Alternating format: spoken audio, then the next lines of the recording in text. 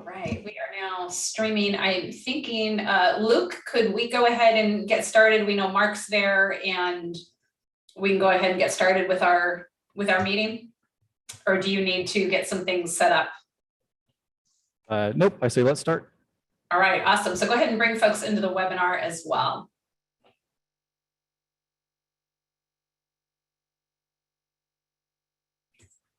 All right, so welcome everybody.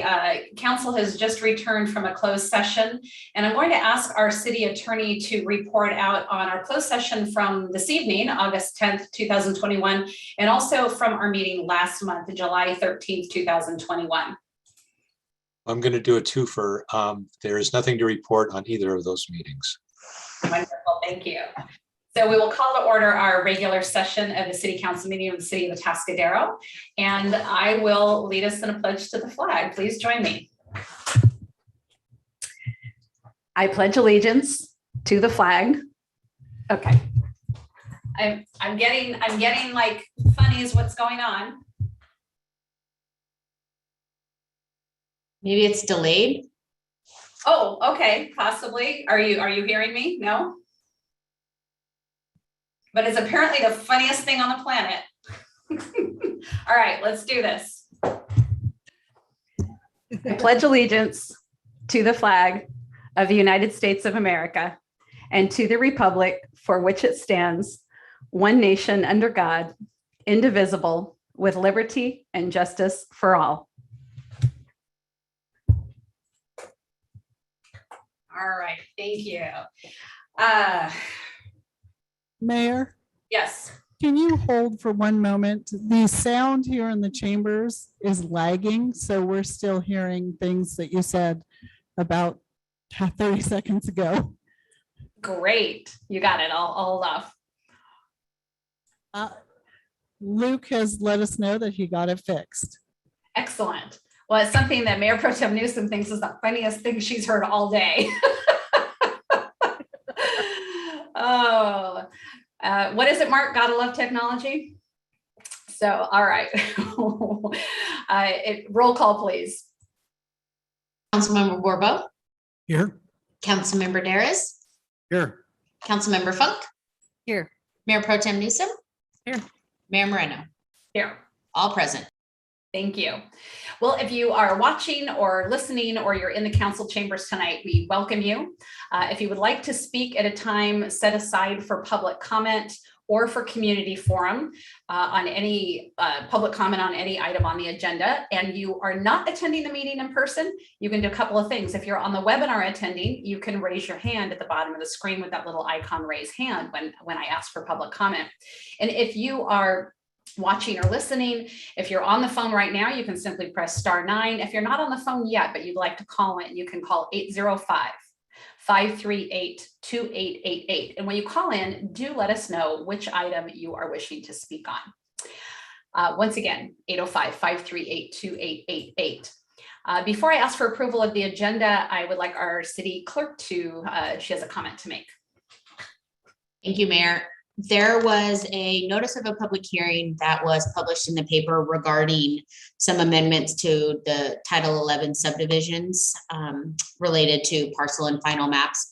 That item was not put on the agenda moving forward tonight. And so I just wanted to let anyone in the public know who may have shown up or be attending for that meeting that it was not agendized and will not be discussed. And that when it does come forward for the council, we will renotice that. Okay, so somebody certainly could speak at community forum on that item if they wanted to for 3 minutes, but it is nothing that we will be discussing tonight. Yes, exactly. Thank you. Thank you. Do I have a motion to approve the agenda? Also move. I'll second. I have a motion by Councilmember Borbo, a second by Mayor Pro Tem Newsom, and we will waive the reading in full of all ordinances appearing on this agenda, and the titles of the ordinances will be read aloud by the city clerk at the first reading after the motion and before the council votes. Roll call, please. Councilmember Borbo, Yes. Councilmember Darris, Yes. Councilmember Funk, Yes. Mayor Pro Tem Newsom, Yes. Mayor Moreno. Yes, ma'am. Motion passes. Thank you. Moving on to the consent calendar. All items on the consent calendar are typically considered to be routine and non-controversial by city staff and can be approved in one motion if there's no member of the council or public wishing to comment or ask questions. I do understand from our city manager that we need to make a correction on one of the items. Thank you, Mayor. For item number 3, Councilmember Funk is planning on attending the League of California Cities, but there is a potential conflict that may come up. And so Councilmember Derez has offered to be the city's league voting delegate. So we would need to pull that and change that. So I'm requesting pulling item number 3. Okay. And I will look to my counsel, and Mark, I can't see you, but if there's any item you have, is there any other item that anybody would like to pull on the consent calendar? I'm seeing and I'm hearing none. If there's anyone on the webinar who would like to pull an item, raise your hand. If you're on the phone and would like to, press *9. Is there anyone in the chambers there that would like to pull an item? There are none. Okay, seeing none. Rochelle, I think what I'd like to do is if we could just make the motion with that change. Laura had requested that we do it separate. You got So it. I do apologize. We'll pull item A3, and if I could have a motion on A1, 2, and 4 through 7. I'll move approval of the consent calendar minus item 3. I'll second. We have a motion by Councilmember Bourbeau, a second by Councilmember Funk. Roll call, please. Councilmember Bourbeau, Yes. Councilmember Funk, Yes. Councilmember Daris, Yes. Mayor Pro Tem Newsom, Yes. Mayor Moreno. Yes, ma'am. Motion passes. And is there anything specific with to A3, or simply make the motion with Councilmember Daris as the delegate to vote? That's perfect, just so that I can reflect that in the minutes. All right, I move that. I'll second. Motion by Mayor Moreno, second I by had a question. Councilmember Funk. Yes, question I from had a Councilmember question. Bourbeau. I just wasn't sure whether we were, making Susan the voting delegate and Mark the alternate, or we're just going to go switch it and make it Mark. With For- the, Go ahead, Councilmember Funk. the intent was that the council member Daris would be the voting delegate. Okay. Is designated Got it. Thank you. because of the heavy responsibilities I've got right now with HSOC running that, chairing that for the county. Thank you. All right, we've got the motion in a second. Roll call, please. Councilmember Funk, Yes. Councilmember Bourbeau, Yes. Councilmember Daris, Yes. Mayor Pro Tem Newsom, Yes. Mayor Moreno. Yes, ma'am. Motion passes. Thank you. Thank you. We're now on to community forum, and this is the portion of our meeting reserved for persons who want to address the council on something that is not on our agenda this evening, but over which we have Mayor? jurisdiction. Yes. Can we do updates from the city manager first? No, we cannot. Yes, we can. Okay, sorry. I'm just moving right along, You Rochelle. are skipping right over me. That's Yeah, it. my apologies. Go right ahead. Thank you. Updates from the city manager. I was just testing you and make sure you were listening. That's right, paying attention. Well, the first item on my list tonight is to talk about, we are back in the chamber, council chambers this evening with in-person attendance again. So people that want to attend the meeting have several choices. They can come here in person. They can continue to participate via the webinar, or can continue to participate by phone. So this is a new hybrid combination version that we are trying out tonight.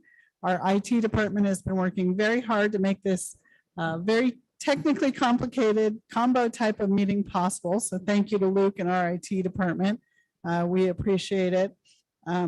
We ask that everybody show a little patience tonight. We are running into the same problems that a lot of businesses and people are running into in obtaining microchips and other equipment that we need to actually run this smoothly. So IT has done a wonderful job trying to hobble this together, but I will guarantee you there will continue to be some technical glitches along the way. Please be patient as we work through this.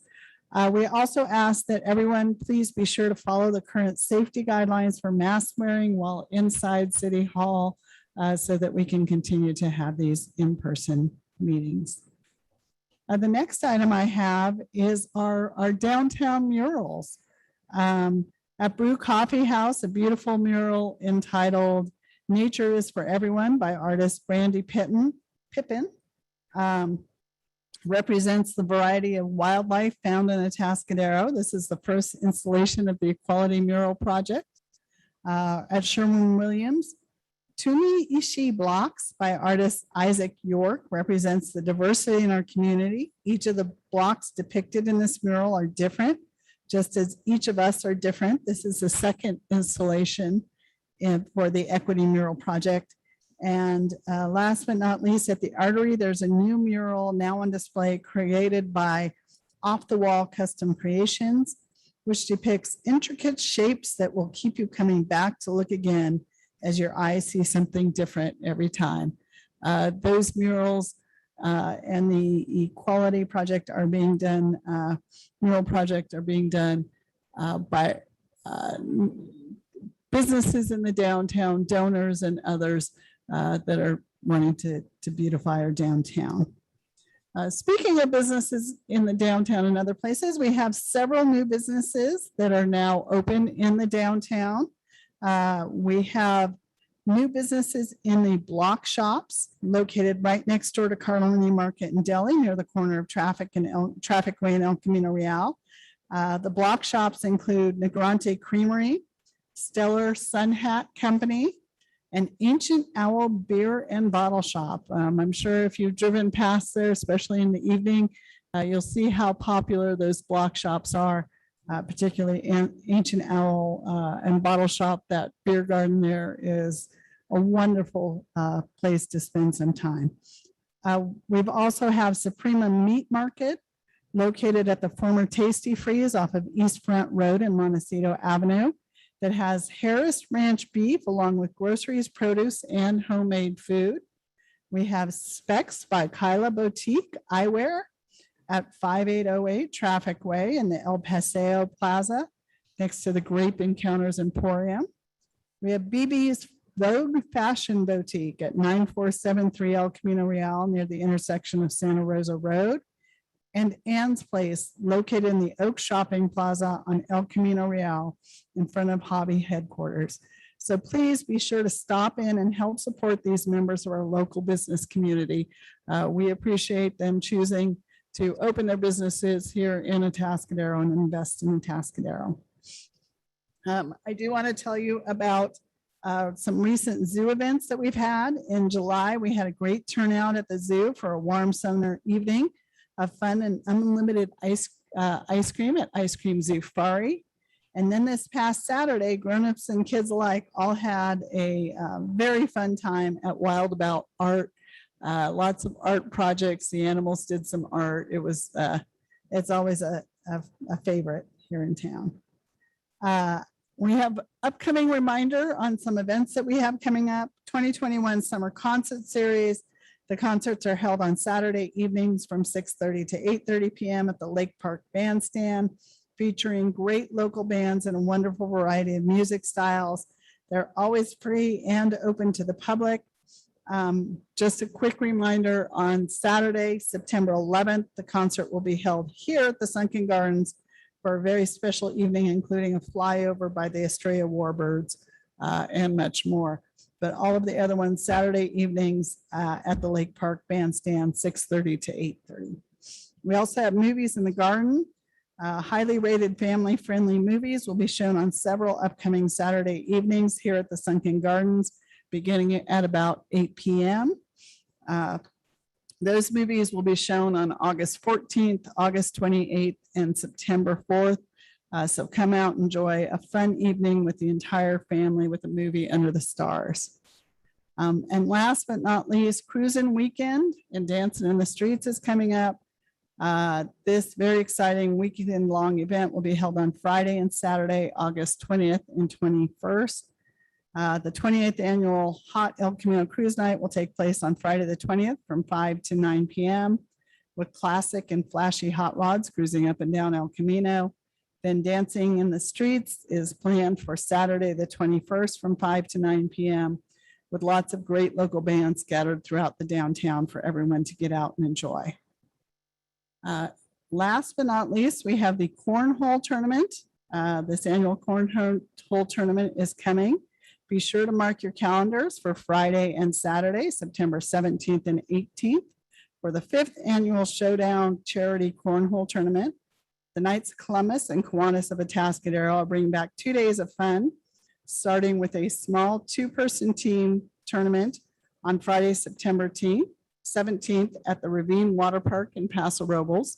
So the tournament is now turned into a 2-city tournament here. And then on Saturday, September 18th, the main 2-person tournament will be held here at the Sunken Garden with registration starting at 8 a.m. Proceeds benefit the Boys and Girls Club and Boy Scout Troop 51. Be sure to go to visitatascadero.com/cornhole for all of the details and the registration form. And then, as always, if you're looking for what's going on and when, and you didn't get it down, all of our events can be found at visitatascadero.com. And with that, I'd be happy to answer any questions the council may have. Thank you, Madam City Manager. I need to get a heads up to Mayor Pro Tem Newsom. I talked with Mayor Martin from Paso the other day, and I said we should, for the cornhole, since we're now combining Paso and Atascadero, we should have the Heathers against the Steves. So we've got Steve Martin, Steve Gregory, so the 2 Heathers, 2 Steves.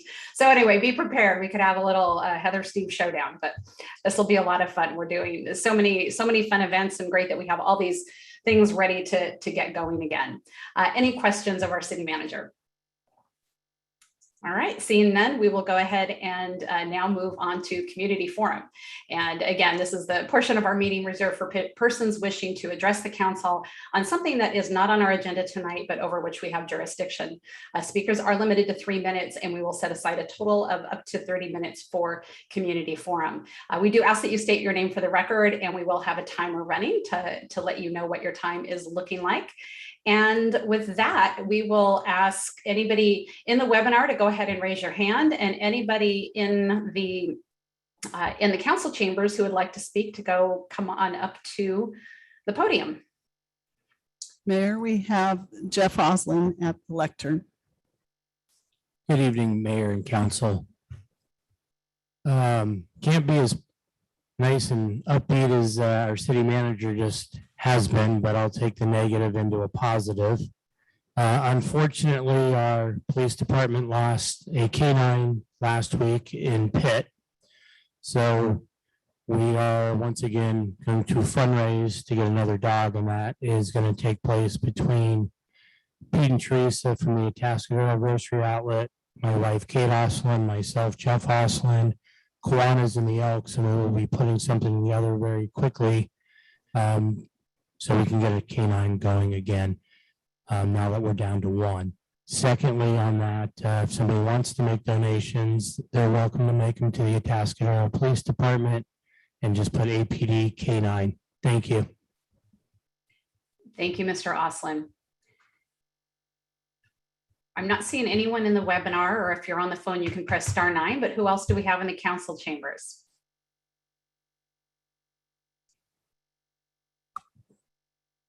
We have Tom O'Malley. Welcome. Well, glad to be here. Tom O'Malley as president of Atascadero Kiwanis. So great to hear about all those fun things going out at the bandstand at the lake park. And of course, that was the first fundraising event Kiwanis Mayor's Winemaker Dinner funded some 11 years ago. Tonight, I'm here to talk about what we've done with our 11th year and a personal thank you to so many sponsors of this event, which I'll mention momentarily. But as you know, it's just a great community to live in. We care about each other. We've seen examples all over town of people coming together and supporting organizations doing good things in our community. This year, Atascadero Kiwanis chose Echo Homeless Shelter as who we wanted to support. And we are happy to report we have raised $50,000 to give to Echo this year. And I want to do a special shout out to so many sponsors represented here. As you know, this is an ongoing 11th year of our event. One of our ongoing sponsors is your own city attorney, Brian Pierrick, with representing his law firm, always supported things in this community. Of course, we have Heather Newsom, Mark Derez, both fellow Kiwanians. Mark has also been a sponsor of this event. And of course, our own Mayor Moreno, not only as mayor, both mayors in Paso and Atascadero have always supported this event. Even the previous mayor to Mayor Moreno supported this event. And also Mayor Moreno has personally been a major sponsor of this event too. And I know we had an opportunity to meet with the mayor a little earlier, and we might slip that little clip in maybe between me and our next speaker that'll speak during public comment, Wendy Lewis from ECHO, talking about what they are going to be able to do with $50,000 here in our community. At that, I just want to thank all of you. I have to admit that even Rotary, one of the many community organizations, has been a sponsor year after year. We have our own Charles Bourbeau and Rochelle Rickard that have been involved with that. Charles, thank you for participating in years as well. All the council I know very much care about what we've done in the community through Kiwanis and with ECHO. So on that, I just thank you for this opportunity to let our community know what we've been doing. And hopefully we can all ask council members present to join us for presenting of the check tonight that Mark Perez, the treasurer of Kiwanis, will be presenting a little bit later. Also a personal sponsor of our event as well. Thank you, council. Thank you. Ms. Lewis.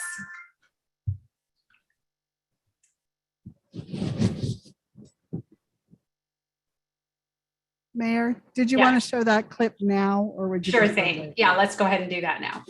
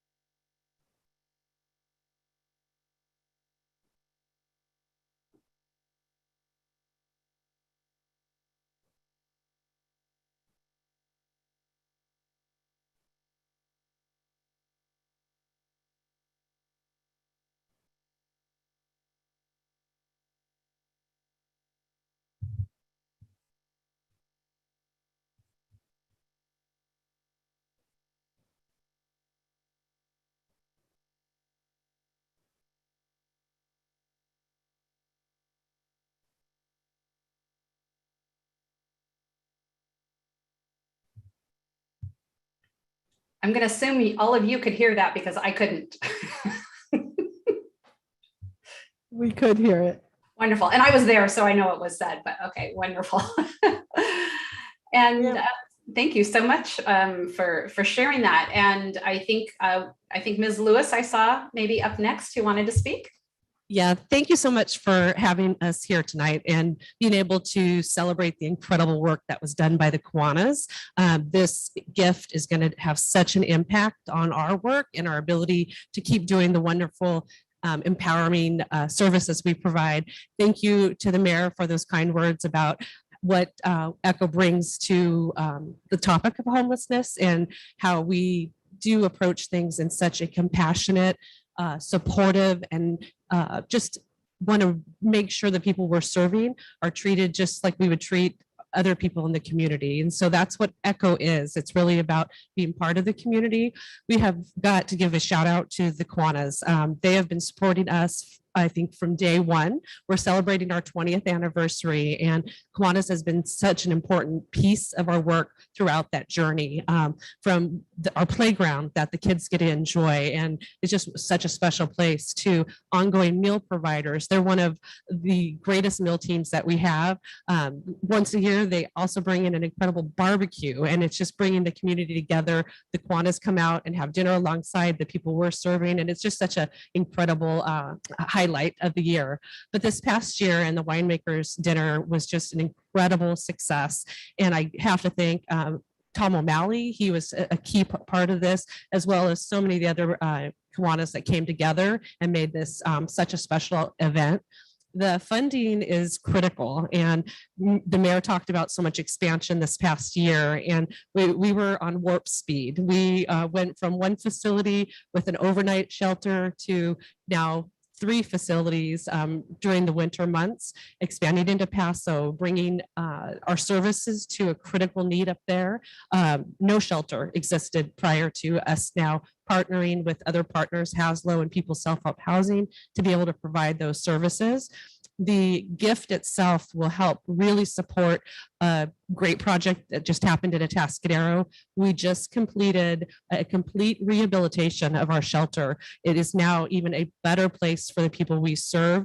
We were short on the funding to make that happen, and this gift gave us the ability to complete that much needed renovation. So we're able to provide safety and shelter and supportive services for years to come. So it was just, the timing was just meant to be. I think ECHO, we always say, when there's a will, it happens when ECHO's involved, and it's because of the community that comes alongside us and supports the work. So just want to give an incredible shout out to the Atascadero Kiwanis for everything they did to make this gift possible, and the really support over the years and years of our work, including the 2 council that are members that are as part of the Kiwanis as well. So thank you from all of us at ECHO. Thank you, Ms. Lewis. And I think you were maybe wanting to do a picture. Yes, I'd like to invite our 4 council members here to join Wendy in the middle, and Jeff Oslin and I, a couple of Kiwanians, will hold up the check, and Mark will have the real check. Thank you. Beautiful.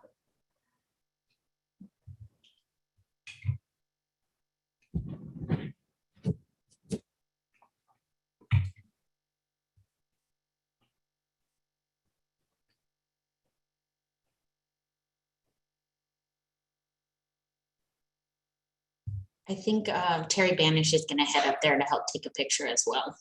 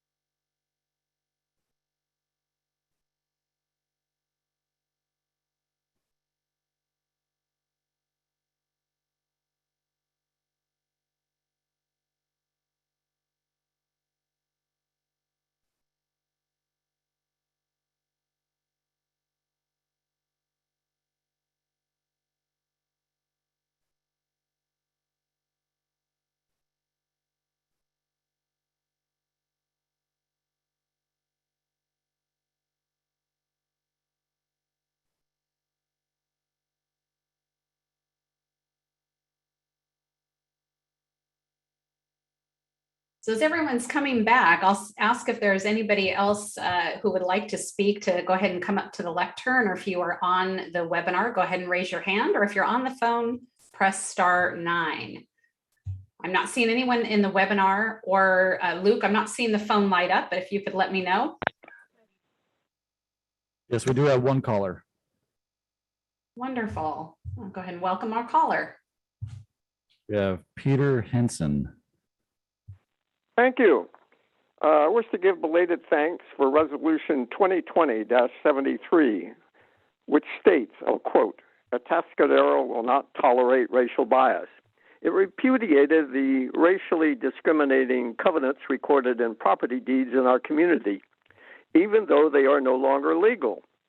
While a resolution cannot undo what was done, that's 100 years ago in my case, you folks needed to speak out and say, quote, that's not who we are. Well done to you. Now, systemic racism is said to exist in our country, most notably by the current federal administration. If it resides in Atascadero, I cannot find it. I have made inquiry as to where it specifically is, of my neighbors and friends, and I urge you to act if you are aware of any violation of the non-discrimination clause of the Civil Rights Act. So I believe that keeping racism out of our town is at least equally important as dealing with it if discovered. So, critical race theory is on a blitz through the education establishment. If it is racist in nature and substitutes equal outcomes for the equal opportunity that Dr. King espoused, could we agree it does not belong in our school system? Irregardless of your belief, I hope you would share with me the value of parent community input and discussion on what our kids are taught. As the School Teachers Union is 100% in favor of CRT, I felt it imperative to determine the position of our school trustees and made written inquiry. Twice, only Trustee Mills, who is opposed to CRT, answered. She also shared that folks are reluctant to speak out against CRT due to the automatic assignment of racist that comes with this issue. I did receive a phone call from Superintendent Butler, who explained at some length that they were just too busy. I note he could have simply answered the question in far less time than the call took. So, either way, if you believe that there is systemic racism here and teaching kids that it is caused by white folks whose denials prove their culpability, or if you disagree, let us all move forward by determining what the trustees' position on CRT is, be it for, against, uncertain, or too busy. As it is in your purview, I seek that the council, or acting as individuals, make inquiry of the trustees as to their positions on critical race theory. Hopefully you will receive an answer and forward it to me so that I may share with others. As you consider my request, bear in mind that if CRT is allowed to come to our schools without your objection, training sessions for you and city employees will follow shortly thereafter. I'll add this. Thank you, That goes Mr. great. Hanson. My wife- Mr. Hanson, Thank you are at 3 minutes. Thank you very much. Thank you. Luke, do we have any other callers? We do not. All right. And do we have anyone else in the chambers wishing to speak? We do not. All right. So I will go ahead and close public comment. And thank you very much to Mr. O'Malley, Ms. Lewis for the presentation tonight. That was fabulous. And regarding the comments regarding Pitt, I know all of us just were heart sunk when we heard about that. And thank you very much to Mr. Oslin and you and Kate and others and those at Grocery Outlet and everyone throughout our community that is going to help raise funds. We very much appreciate that. And just in case anyone's wondering, the council actually has no purview over the school district, over board members. So we are completely separate. And if you actually look at it as a hierarchy, they're actually state and they're actually a little higher than we are, but still we don't have any purview over one another. But anyone individually is welcome to ask anybody individually any questions they want. So with that, I will go ahead and move on to our first and only, to, or actually no, our first public hearing of two. And this is a Cascabel accessory structure use permit. There's an appeal. And I will start with any ex parte communication. Councilmember Borbo. Yes, I did meet with the, not the appellant, but the applicant, and I did visit the site at their request and spoke with them. Thank you. Councilmember Daris. I have none. Councilmember Funk. I did a site visit. I did not speak to either of the parties involved. And Mayor Pro Tem Newsom. I've just received the emails, but have not spoke to the parties. Okay, and I did, similar to Councilmember Borbo, I did visit 5075 Cascabel and I talked to the property owners. And with that, I will turn this over to our Community Development Director, Mr. Phil Dinsmore, for the presentation. Thank you, Mayor, and good evening. I don't have to ask if you can see my screen because I can look up there and I can see it. So that's a nice benefit. Good evening. Well, this is a review of an appeal of the Planning Commission's action of the approval of an accessory structure. And the reason we looked at that accessory structure at the commission was because it was one of multiple accessory structures on this property or proposed on this property. Back on May 18th, the Planning Commission did vote 6-0 to approve the use permit. We did receive an appeal within the appeal period from the neighboring property owner. A little bit about the use permit process real quick. These accessory structures typically require use permits on a couple different occasions, typically if they're too large or if there's too many. In this case, there's several different accessory structures on the property. So it was the number of accessory structures that triggered the use permit, not the size. So there are actually going to be a total of 4 in the end, 2 existing and 2 new ones on the property. So here's just an aerial view of the property. It's out on Cascabel, which is off of Santa Lucia. You can see the yellow outline within the red confines of this property. The yellow outline area is a big flat sort of a dirt patch in the yard where they propose to build the new accessory structures and where there's an existing small horse cover on the property. So right now they've got a 576 square foot animal shelter is used to cover horses on the property. That needs to get moved further from the property line. So instead they're going to convert that into a storage structure and then construct a new horse cover about 576 square feet adjacent to that. And then they're also proposing this new 999 square foot detached metal. I'll call it a garage building. You can call it a shop building or a metal building, but it's really just a metal building with roll-up doors. So looking a little closer at the site plan, the area outlined in red shows us the 3 structures in question. One of those already exists. That's the one in the right-hand side there, closest to the property line. It's about 10 foot, 6 inches from the property line. That's the horse cover that's going to get converted into storage. To the left of that, the larger building, the 999 metal building, that's proposed. It's not on the site yet. And then the third one, the lower one on the right-hand side there, is a new proposed animal shelter for the horses that are currently on the property. The fourth one is an existing, I'll call it a solar cover or kind of a trellis cover next to the pool, kind of a pool house thing that's already on the site. Here's a couple pictures to give us a better impression of what's happening. This image here shows you the existing ag structure.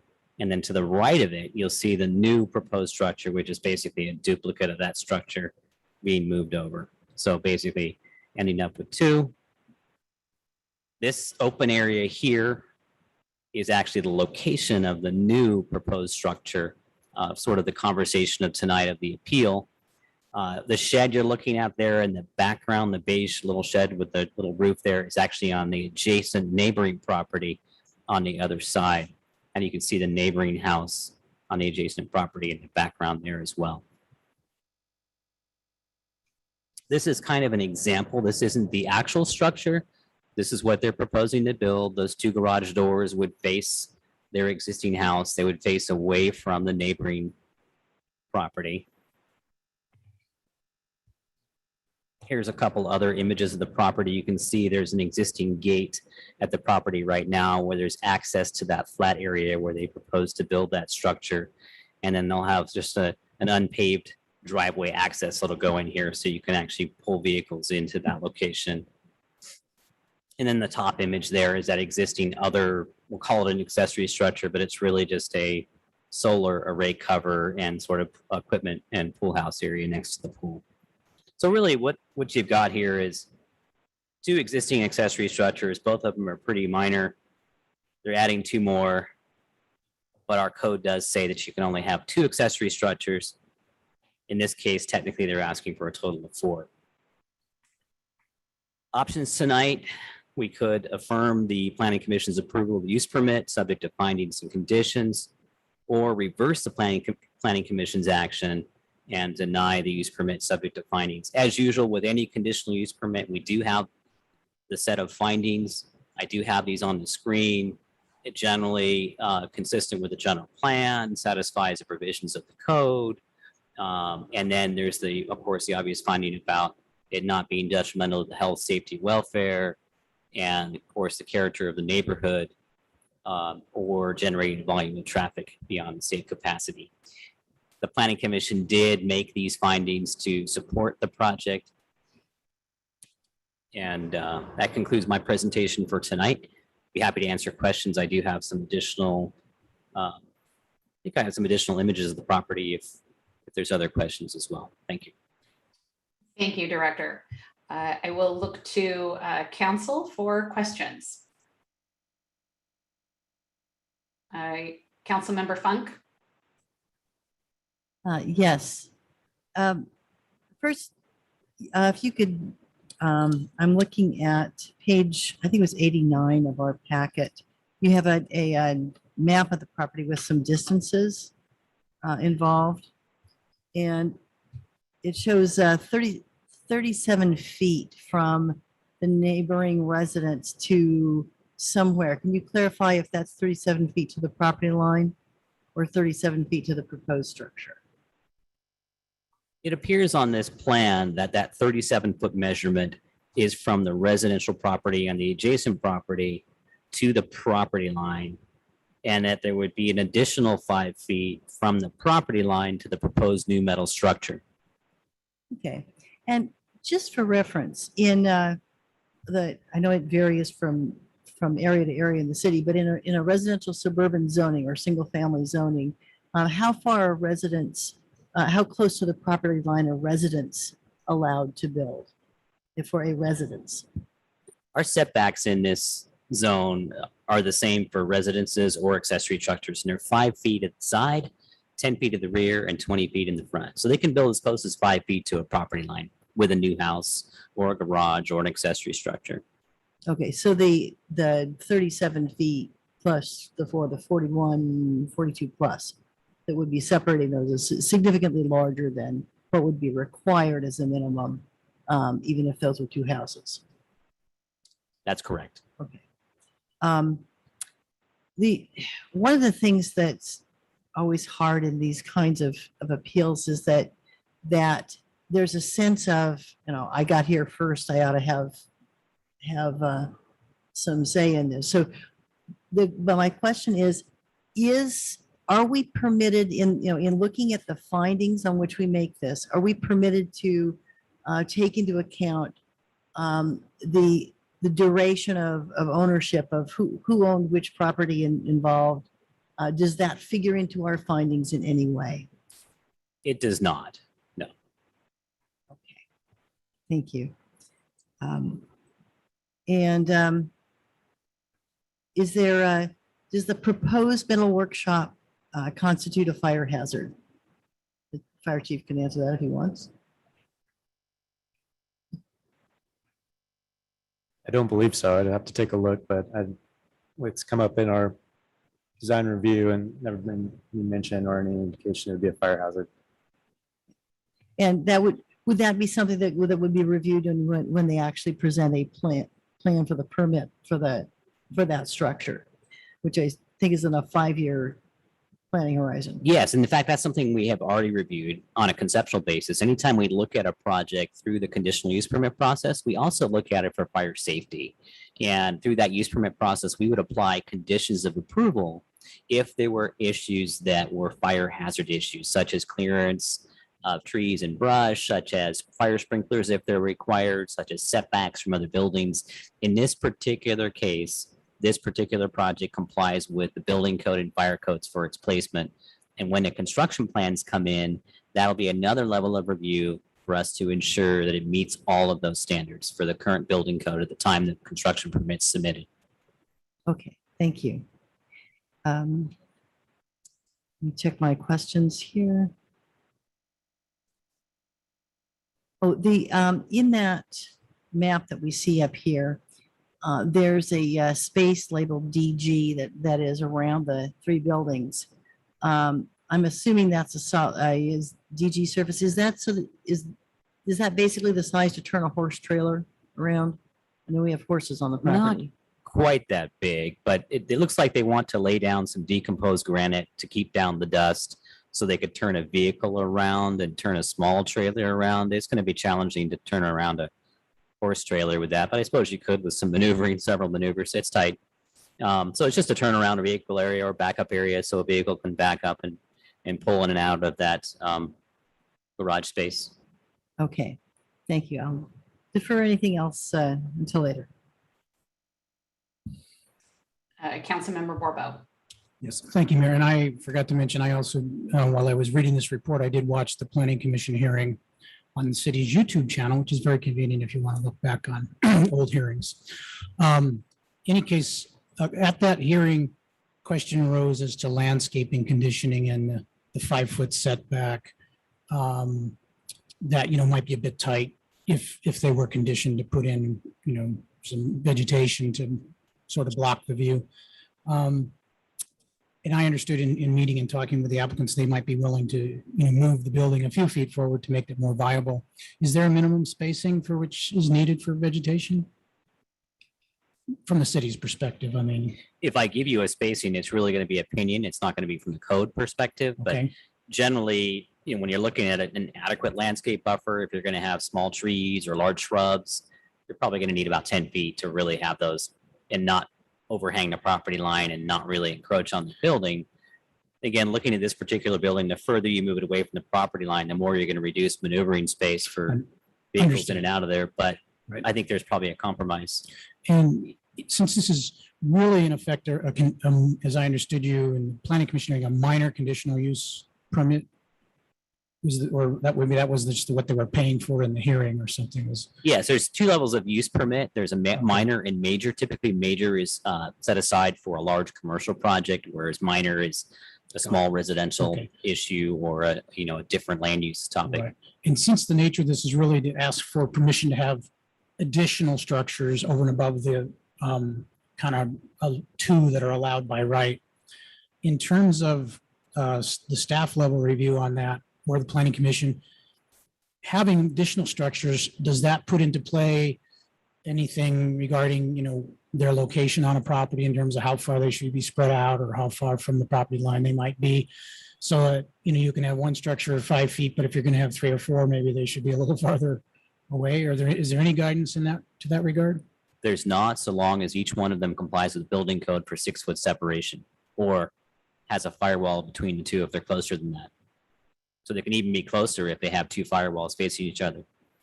Right. Okay. Yeah, I think that was it, because I understood also from the applicant that they, would be willing to move that structure a few feet one way or the other, either away from the property line or farther down the property line from view. And they also expressed a willingness to plant some vegetation, but would it be, I assume it would be appropriate if desired that the council could condition some screening vegetation? Yes. Okay. Just wanted to know that. Okay, thank you. Mayor Pro Tem Newsom. So can you talk to about the current code and how we determine the square footage and the accessory structure percentage? Yes, there's been some changes to the code recently. We did amend the code this year to allow for larger accessory structures without the review and approval of conditional use permit. Previously, the maximum size was 50% of the size of the main residence. And now it's moved up to be 100% with a cap of, what do we do? We put a cap size on it as well. So there's now different provisions in place. That doesn't apply in this particular case because all of these structures are still far under half the size of the primary structure on the property. I think the primary structure on the property, the house, is greater than 3,000 square feet. And the largest accessory structure here is 999, which is still less than half the size, even with the old code. But does that answer your question? Is that what you're looking for? Yeah, I have one more question on it. Okay. So in order to determine the square footage, you're not adding all of the structures together. We're just looking at the 50% of each structure to the main unit. That's right. Okay, thank you. Seeing Councilmember Darris. I'll chime in a little bit because all the questions have been asked already pretty much. But Phil, I know we've passed in the past, we have approved structures where there's more than two. And we have, in order to find legitimacy to it, is to add it up and see that it's under the required or the maximum amount. In this case, we are very far under that. So that makes me comfortable with that. But I would like to reiterate also what Councilman Borbeau was saying about moving the structure. I realize it's really is kind of right on the face of the neighbor's house. And if there is some desire to be able to move that, I think that would be good. And to screen it with some vegetation as well. I'll just leave it at that. Thank you. Thank you. So I had similar questions to Councilmember Borbeau, and in speaking with the applicant, they originally the 999, they were looking at maybe putting that closer to the existing structure, had moved it slightly, thinking that would actually be better for, and kind of as I was there looking at the line of sight, it looks like it would be better for that one bedroom, which is really the only window that I could see overlooking from that one house that's close by. But, curious if, is there a preference from the appellant, in terms of possibly moving that, screening, that type of thing. So, and the reason I'm sort of prefacing this is we are going to go to public comment. And what I am going to ask of those who speak, I'm assuming that the appellant would want to speak as well as the property owner. We have all of your information here. Like, we've thoroughly read through the pages of the complaint, the response to it. You are certainly welcome to use your 3 minutes to reiterate all of that. But what would be helpful is if you're listening to some of the things that we're saying, if there's any new information that you have to provide, that would be the most beneficial use of your time. So we would ask that you move in that direction so that it helps us with this decision that we have to make here tonight. So with that, I will go ahead and open up to public comment. And if there's anybody in the council chambers who would like to speak, we would ask that you start moving towards the podium. And then if we've got folks here on the webinar, I think I'm seeing the appellant here. If you want to raise your hand and if you'd like to speak, then we would like to hear from you. And then of course, anyone else who would like to, but it would be helpful to hear from those folks first. Thank you, Mayor. We do have a speaker at the lectern. Wonderful, welcome. And if you would state your name for the record, it would be helpful and we'll get our 3-minute timer going. My name is Rick Daravan. I'm the appellant, one of the appellants. The other appellants are my wife and my sister, who also live on the property. I'd like to spend just a couple minutes talking about some errors or ambiguities in the staff report, and then tell you why I think this proposal should be modified or denied. First, the existing unpermitted stable was built in 2018, not 2021, as the staff report says. What happened was in 2021, the applicant started to build a second unpermitted structure. The stanchions are still in the ground, and that's what started this whole thing rolling. When we talked to him and suggested he needed a permit. Second, the report says the existing structure will be in compliance with zoning code if it's converted from stable to storage. I don't think that's correct because it's going to be used for hay storage and animal implement storage according to the report. And as I read the code, that makes it an agricultural accessory building, which still needs to be 25 feet away from the property line. Third, I think that the code properly interpreted requires the aggregate total of the accessory building square feet to be measured, not each building individually in terms of determining whether it exceeds the 50% requirement. If you take it that way, it does exceed the 50% requirement. The final thing I guess I want to say in this part of my presentation is the proposed findings don't seem to acknowledge that the Planning Commission cut the period for phase 3 from 5 years to 2 for the validity of the approval, because this resolution still has the 5-year period in it. But what I really want to focus on is neither the staff report at the Planning Commission level or at our level shows why we objected this proposal. And what we mainly object to is, since it's a conditional use permit, both the Planning Commission and this council have the authority to impose conditions. We don't like the fact primarily that the workshop is going to be right on top of our house. It's where my sister's bedroom is. There's no reason, if you look at the site plan, it can either be moved across their pasture right behind their trellis area, or it could be moved next to their alternative dwelling unit behind their house. That would take care of a lot of the visual problems, and there's really no reason why that couldn't be done. The point is, we live in a neighborhood that's got a lot of open space. And what it's now being asked to do is change to a village of 3 buildings, a parking lot, and a driveway where it used to be open field. Now, I know that the fact that we've lived there 20 years, 15 or 20, can't be taken into account, but the neighborhood has been this way since basically time immemorial. And so they are changing the character of the neighborhood by putting this collection of buildings, a driveway and a parking lot, in a place where it's not visible from their house, but is from ours. And I don't think that's correct. I think you should impose conditions that if you're going to approve it, they need to move the workshop structure either behind their house next to the ADU or across the pasture. But we think that would be the appropriate thing to do if you're going to approve the project. I'd be happy to answer any questions. Thank you, Mr. Darabin. We're going to go on to the next speaker, and if we have some questions, then we will bring you back up. Thank you. And I did give him just a tad bit of leeway. I understand we've got, you're sort of almost like a project applicant, both of you, so it will give a little bit of leeway, but we could try to stick with that 3-minute, and then we will ask questions if we need to. So I will ask for our next speaker. Good evening, Mayor and council members. My name is Darcy Wetzel, and I am the property owner of 5075 Cascabel Road.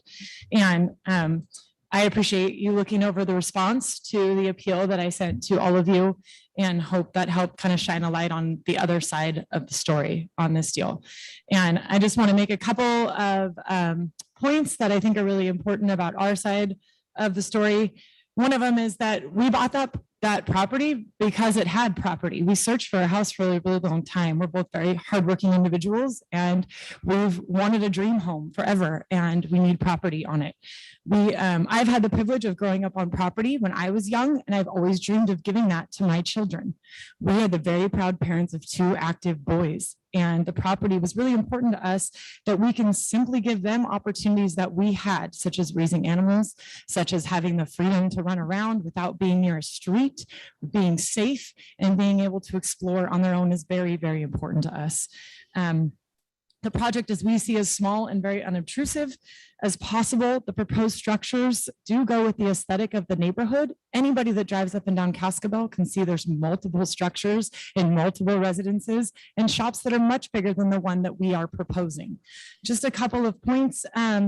Is that the stable will not be used as storage for hay or anything of the like. We built that building not knowing that we needed a permit, but as soon as we did know, we took the proper action to get that permitted, and that is why we need to build an additional structure so that the one that the horses are in is up to code.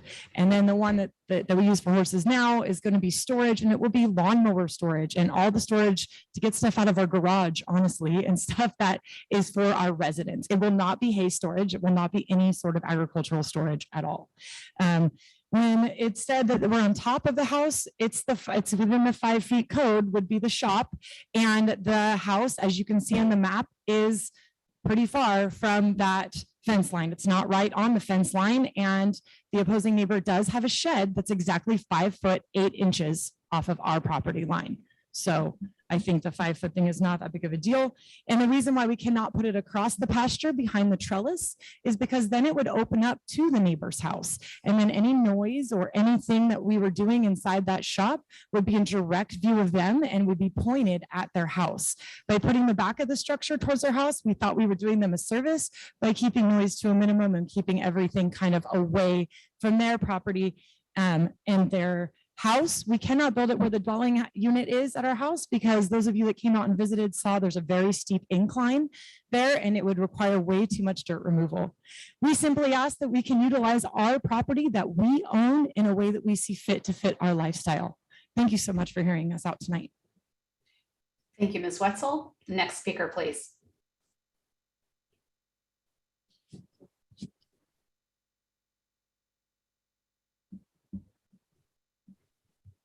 Good evening. My name is Tim Wetzel. I'm also a property owner at 5075 Atascadero. Good evening, Mayor and council members. We have submitted a letter in response to the appeal, which I hope you have been able to read through. Please let me know if you have any questions about the response. I myself have lived on the Central Coast for 42 years, here in Atascadero for 20 plus years. We've always been involved in the community. My wife is an ag teacher. She is and always will be into raising animals. With that, we need a place to house them, a place to protect them, and a place to keep all that goes along with them. I am an outdoorsman, and with that, I have a lot of items I would like to protect. The workshop I want to build is small in comparison to the majority of the shops in the neighborhood. The workshop will provide shelter and security for my valued possessions. With respect, we respect our neighbors, although our interests are not the same. He is trying to build a small bird sanctuary, and we are not. We would like to add structures to our house to secure our interest. Our project is not extravagant. It is simple and small. Just as our neighbors have developed their land, we would like to develop our property to suit our needs. I'd like to thank the council members and the mayor who came out to see it firsthand. We appreciate your support. I would also like to speak on the location.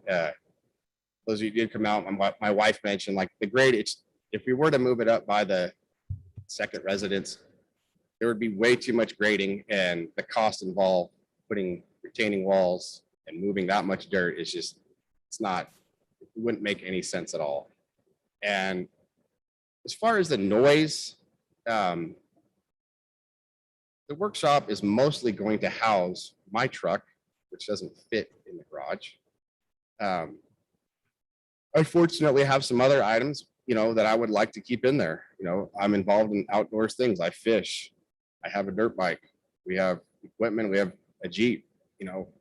I would like to keep those out of sight, and it is also to protect them. And so as far as the noise go, I might change the oil on one of my vehicles here and there, but mostly I don't. And so as far as noise, there's not going to be a lot of noise in that area. And we did talk about screening, and we are not opposed to that. There's all different types of greenery and shrubs we would like to put up, and we're not opposed to that. So thank you for your time, and if you have any questions, please feel free to ask. Thank you, Mr. Wetzel. Next speaker, please.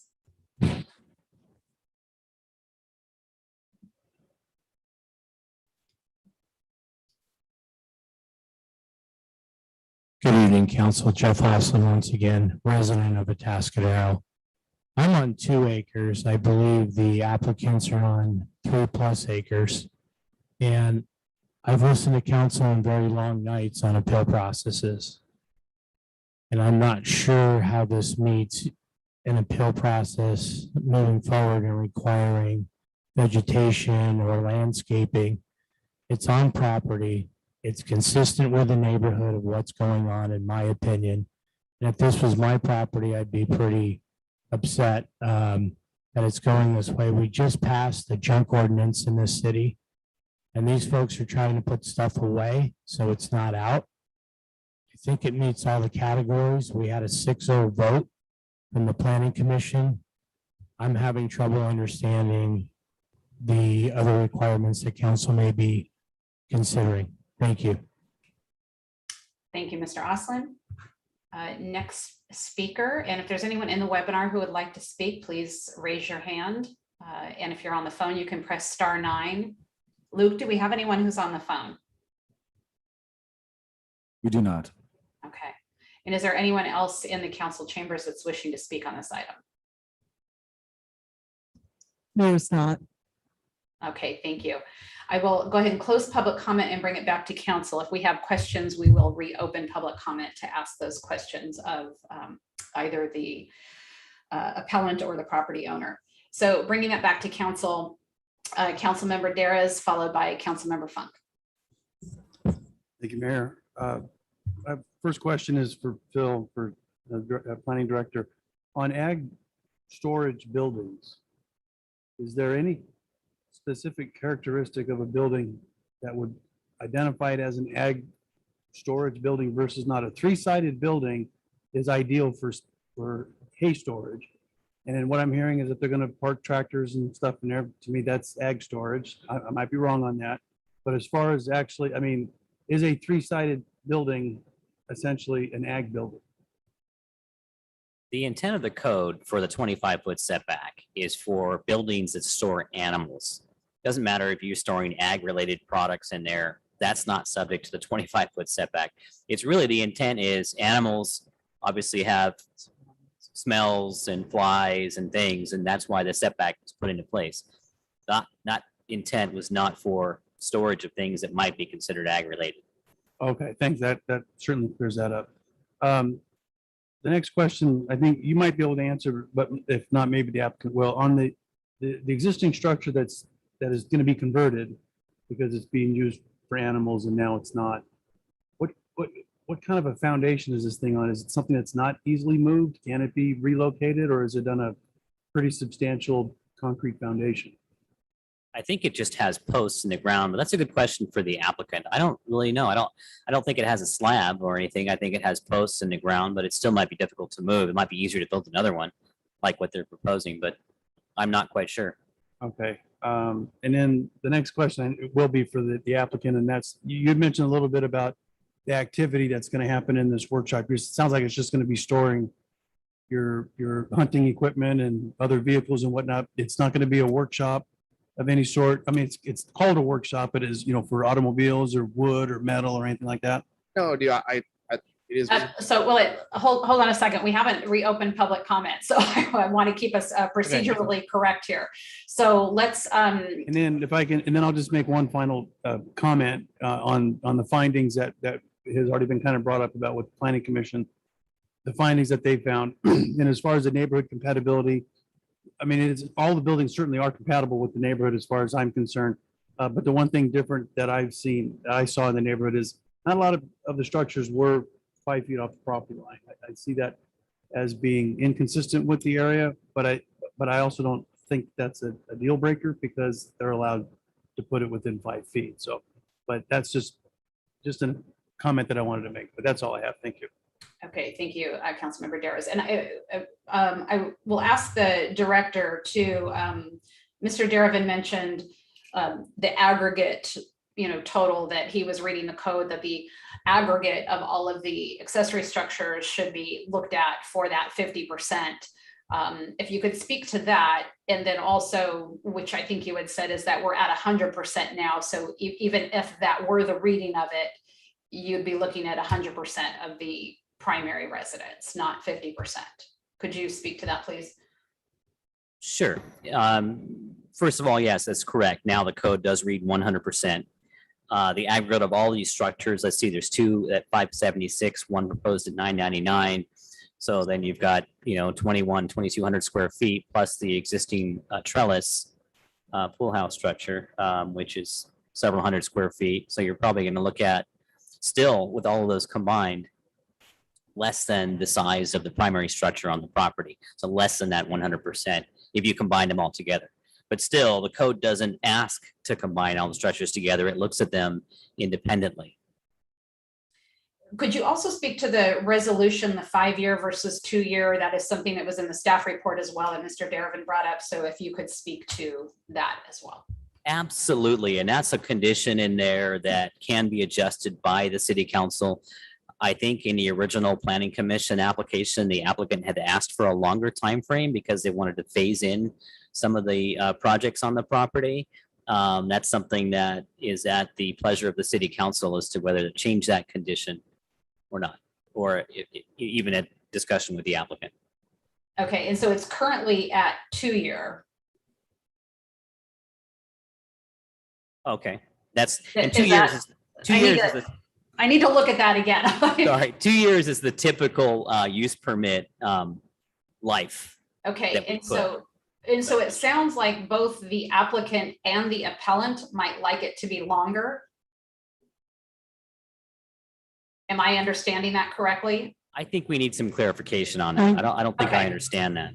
Okay, we can do that. All right, so I'm getting some things that I know we want to ask the applicant or the appellant about. And so Councilmember Funk. Yes, thank you. This is a question that when we reopen public comment, I'll ask both the applicant and the appellant to address.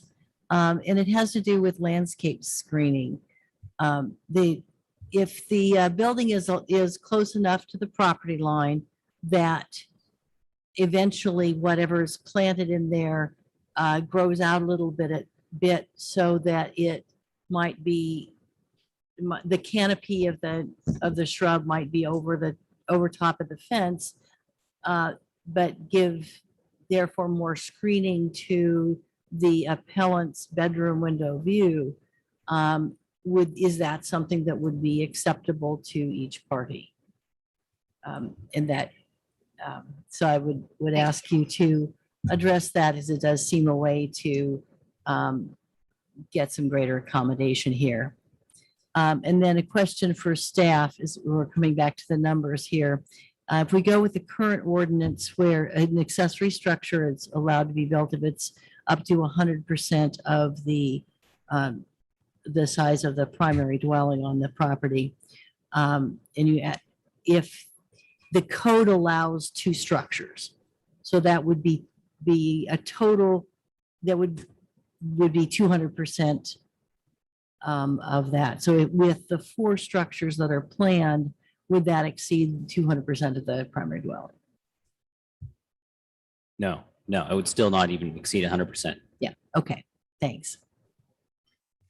Any other questions before I reopen it, just so we have a sense of what we'd like addressed? Councilmember Warbo. Yes, I just want to I'll ask a question of staff.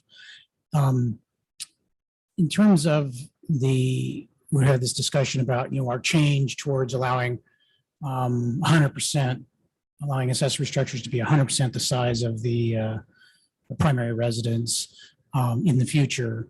But along with that, I believe we had a discussion that in those situations, there would be a larger setback. Because it always surprises me that on residential suburban properties, 2.5 acre minimum, that we have this 5-foot setback. It just feels weird to have 2.5 acres and we're building structures 5 feet from property lines. But I seem to recall explicitly that when we discussed increasing the allowance to 100%, that would have come with, that was going to come with a larger setback, for any larger structures. And that we were leaving that exact number up to you. But because along those lines, what I'm getting at and what I'm wondering about is we, in terms of landscape screening, Mr. Oslin was getting at that, hey, it meets all the criteria, so why require that? On the one hand, they could plant landscape screening 10 years ago, 5 years ago, today, tomorrow, whenever. You don't need a permit to plant landscape screening along your property line, right? And so in that sense, you plant screening, the neighbor He doesn't have any say in that. And even just because plants do grow, they hang over property lines. That's not a violation of anything. And a property owner can trim off any branches that hang over their property, right? So I mean, because especially in our town, there's a lot of natural, trees growing all over, hanging over property lines, some of them in the middle of property lines. So, they could have on their own planted screening and obscured the view of anything that we're doing. And presumably, I don't know how the neighbor feel looking at trees. I'd rather look at trees than a building, but they could do that. But in this sense, in terms of they're wanting to build additional accessory structures, the neighbor referred to it as a tin village. I think that's a rather overly pejorative term for this, but it is, they are wanting to build additional structures over and above what is normally allowed. So I don't know how often we're asked to do this, or the planning commission is asked to allow additional accessory structures. But when that's typically been done, have there been other conditions applied, typically speaking, if you recall? Yes, there typically are other conditions applied based on, each circumstances. Also, I think back to your previous question about those setbacks, I'm looking up the draft ordinance that we passed earlier this year. If you can just give me a moment, I'll take a look at the exact specifications we put into that code in terms of setbacks. One of the things I do recall is for the larger accessory structures, we did require that they be on the rear half of the lot. And there were height and setback limitations. I'll find those in just a moment. In Atascadero, one person's rear is somebody else's front, depending on how you look at it. Exactly. So, all right. Thank you very much. Any other questions that we wanted to ask either the Deravins or Wetzels? Okay. Seeing none, I'm going to go ahead and reopen public comment. And so I would ask both either Mr. or Mrs. Wetzel and Mr. Deravin, if you would like to come back, and specifically, I think the Wetzels, a few questions that we had from council members. Number one had to do with the idea that it's a shop, just confirming that it's more storage based and not like you're not intending to do a bunch of work and loud noises and things in there. I think that's what you said, that was one thing we wanted to confirm. Another council member is also asking about the current structure that was intended to be agricultural, but now is not. And his question was, would that be easily movable? The 5-year versus the 2-year, and then your thoughts on landscaping. So let's start with the Wetzels and then we'll bring on Mr. Deravin. Okay, so the first question, referring to the first structure. Correct. So yes. For the shop, I think it would be, I think Councilmember Dara's in terms of shop, are you talking about the 999 square foot? No, I'm talking about the existing equine cover that is up right now. There was question whether or not we could move it or not. Yes, correct. So, that's the question with that. So those are 12-foot posts, and they're 3 foot plus with in the ground with 90-pound sacks of concrete in each post. And there is a slab in the front that's anywhere from 5 to 6 inches thick, maybe 4 to 6 inches thick, depending on where you measure it. So that, and it surrounds the post. So that is not movable. And also the shop, going back to the shop, the workshop. So yes, mainly for storage of my vehicles, but I also do like to work on my vehicles. I do like to maintain them. And, I do change oil, I do change tires. I do wash my vehicles. So I can't wash them out there, but I do like to maintain them. So as far as the use of it, I would say 90% of the time it's going to be storing my truck and my other items. There was a question regarding the use permit, conditional use permit, and the time. So we had asked for 5 years. Basically, it's a financial decision. Do we want to invest this much money right now all up front, or do we want to spread it out? Like, well, let's spread it out if we could. But then we also agreed on the 2 years. We brought it back down to 2 years, which we are okay with. Got it. And as far as the setback, we've put blocks out there and have measured. And my wife has a horse trailer. I have a trailer. And where the shop is going to be located, it gives us enough room to do a U-turn with her horse trailer. And that's kind of the positioning. And also we have matched our neighbor's setback. They have positioned a shed right there on that property line, and it's 5'8". So we're asking for 5 feet, but in reality, it is going to be a little bit more because it's going to have an overhang on the roof. So the actual building is going to be, I don't know what the exact measurement is of the overhang, maybe a foot, I don't know. So 5 feet is where we're at on that, on the setback. And, and as far as screening, I think there's 100 options. I'm not a fan of Italian cypress. I don't like them. So they're tall and skinny, but I just don't like them. There's vines we could plant. There's hedges we could plant. We're not opposed to any kind of greenery. In fact, we would like to do that. I think it looks nicer. So that's our opinion on the vegetation. Are there any other questions I can answer? I'll look to my counsel. Are there any other questions for Mr. Wetzel? All right, seeing none. Thank you very much, Mr. Wetzel. And Mr. Derivan, if we could bring you back up. Yes, I'd like to answer the council's questions, but I wonder, since they had 6 minutes, if I could have about 2 more on a couple of points that they raised. I will allow that. Could we answer the questions first and then maybe bring up those points? Okay. So the 2 versus the 5 year, because that is something that you had brought up, and I'm trying to understand what you are asking for. Our view is that there should be a 2-year time limit on the validity of any CUP that's issued, because if they don't build in 2 years, they want to build in 4 years. We want to know what the neighborhood is like at the time when they're then seeking a new approval. It's like if you ask them to say it's good for 10 years, and 10 years out, it might not be appropriate when they're starting to build. So our view is the period for validity of the CUP before permits are issued should be no more than 2 years. That's our position. Okay. In terms of the overhang of plants, one thing Mr. Wetzel and I agree on is we don't like Italian cypress. I'm with you on that. I'm a native plant fan. I think it's appropriate, particularly given the drought conditions we have. And if there's some overhang, we can deal with that. Okay. So I think those are the 2 questions the council had for me. I would like to make a couple of more points if appropriate. If I will give you another minute or 2 if you've got some new information for us, that would be fine. Thank you. The ordinance that defines an agricultural accessory building says, and I'm quoting, it's 9-9.102.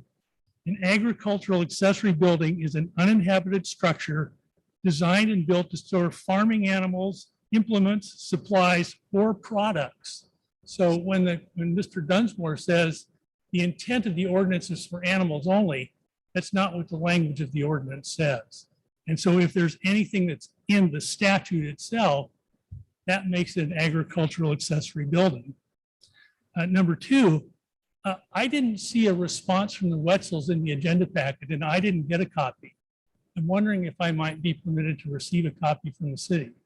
Absolutely. And respond if there's something in it that I think requires a response. The final point I guess I would make is, the Wetzels built this first project that now he says he can't move without getting a permit. He didn't inquire, didn't get a permit, just put it in. And we kind of let it go. I admit, we didn't think it was such a big deal at the time until they started moving goats in there and started making a lot of noise, but that's sort of beside the point. My point is that the fact that there may be a burden in moving it if it's illegal, that's on the fact that he didn't get a permit in the first place. That's not something we should suffer. So I do think that putting 3 buildings, a driveway, and a parking lot in what's really maybe a ½ acre at most, and joining our property, not visible from their property, does change the character of the neighborhood. And I don't think the council should be able to make the finding that it does not change the character of the neighborhood to allow this project to go forward. So with that, I'll sit down unless you have more questions. I'll look to my counsel. Do we have any other questions for Mr. Derivan? Seeing none, thank you very much. And because I have reopened public comment, I will ask, are there any other members of the public wishing to speak? Please come to the podium, raise your hand on the webinar or *9 on the phone.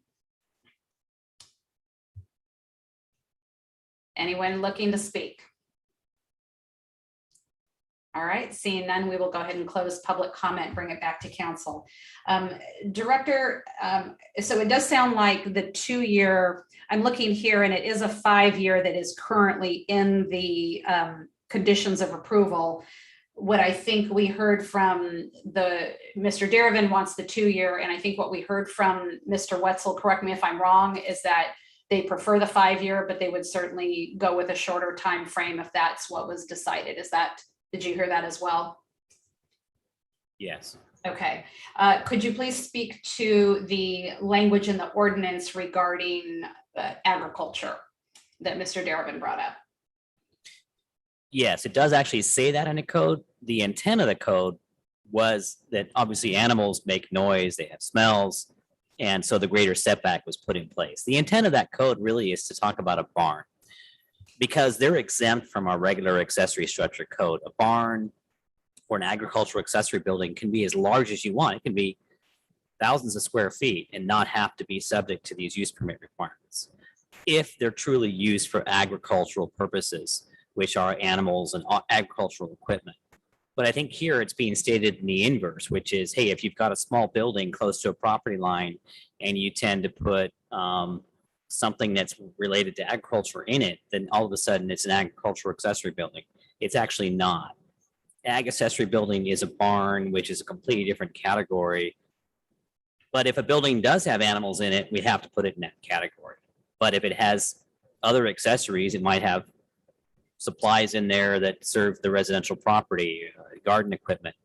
That's not going to be considered an ag accessory structure unless it's truly for animals, or truly just animal supplies, or truly one of those categories that's exempt from this ordinance, if that makes any sense.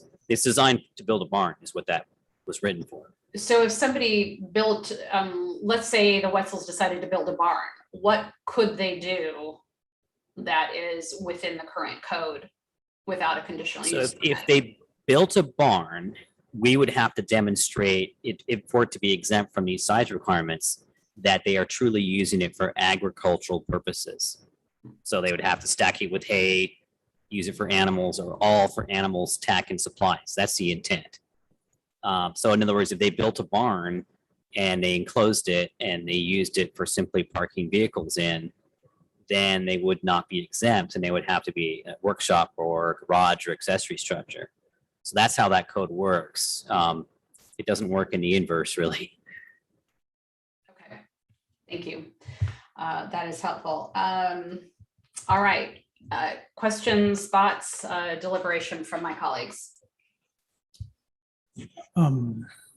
Mayor, look at what the motion is here. I would also recall, Mr. Dunsmore, if I'm not mistaken, that Planning Commission discussed the 5-year versus 2-year thing at length, and really, I think, well, all of them, I guess, really preferred the 2-year limit on this, the ability to build phase 3, that is the workshop.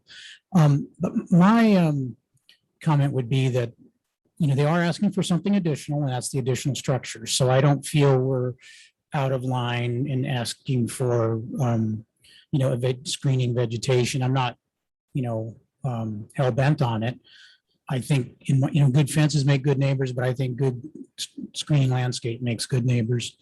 But I can't agree with the appellant that this is not in keeping with the neighborhood. I mean, just across the street from both of these properties is a very eclectic combination of primary and accessory structures. You might call rustic, charitably. And this is the kind of building, this workshop, that is very common in our community. And I'm not concerned what Mr. Wetzel wants to store in there, because the fact of the matter is, we always have to remember we're granting a right to a piece of property. And he might want to store, his big pickup in there, but they might sell a house to somebody that wants to, fix collect their automobile and run a grinder. It can be used for whatever it can be used for. But the point is, it's in keeping with what's very common in our residential suburban zoning. I do wonder a little bit about the wisdom of our 5-foot setback on such large lots, but it's compliant, and what they're asking for, and the reason requires city approval, is the additional buildings. And I think in return for that, it's not unreasonable to say, hey, well, screen it from the neighbors, and we're all good to go. So unless other people have other issues, I would be willing to make a motion for draft resolution A, correcting the condition to 2 years on the completion of the other project, and adding a condition for screening vegetation. And I would hope that's something that the Wetzels and Mr. Deravan could come to some agreement on what might be the best there. But I would leave it up to them. We have a motion from Councilmember Borbeau and a second from Mayor Pro Tem Newsom. Any discussion before we do a roll call? Councilmember Funk. Yeah, I just add that I noticed the same things that Councilmember Bowe said, that within this immediate neighborhood, there is quite a profusion of different structures and different vehicles. There also was a question about this being characterized as a parking lot.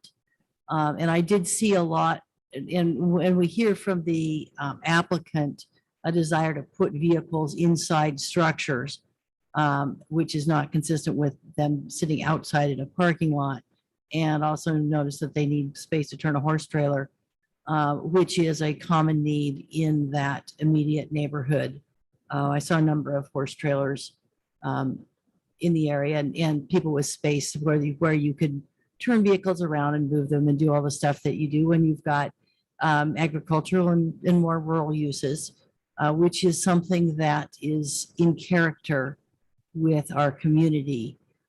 So I think we can require the landscaping as a condition to because it is, as Councilmember Bowe has noted, isn't it extra, but that it's not really a collection of buildings or a parking lot in that necessarily, but it's something that does seem consistent with the neighborhood that I see. Thank you, Councilmember Funk. I'm seeing our city attorney come on, so before anything else is said. Well, I appreciate your acknowledgement. I would say that if you are going to be adding conditions, I heard screening was one of them, that you request from the property owner whether or not he would agree with that added condition, since that was, as I'm understanding it, not a condition that was included in the approval by the Planning Commission. He's indicated that he is. Well, I didn't hear it. What is he nodding his head, or? No, he said it at the podium. Oh, okay, I couldn't hear it. Yes, and actually, if you need him to come up and actually verbally say that on the record, if I think I misheard something, but and that might be wise to do, because we are changing it to the 2 years. We're doing the screening, so to have him verbally say that, good. Keep us on track here. So thank you, Mr. I'm trying. Yeah. So I will ask the property owner, Mr. Wetzel, if you would come to the podium and let us know the conditions that we have added, if you are agreeable with those. Yes, we do agree with them. Okay, so the 2 year and the screening.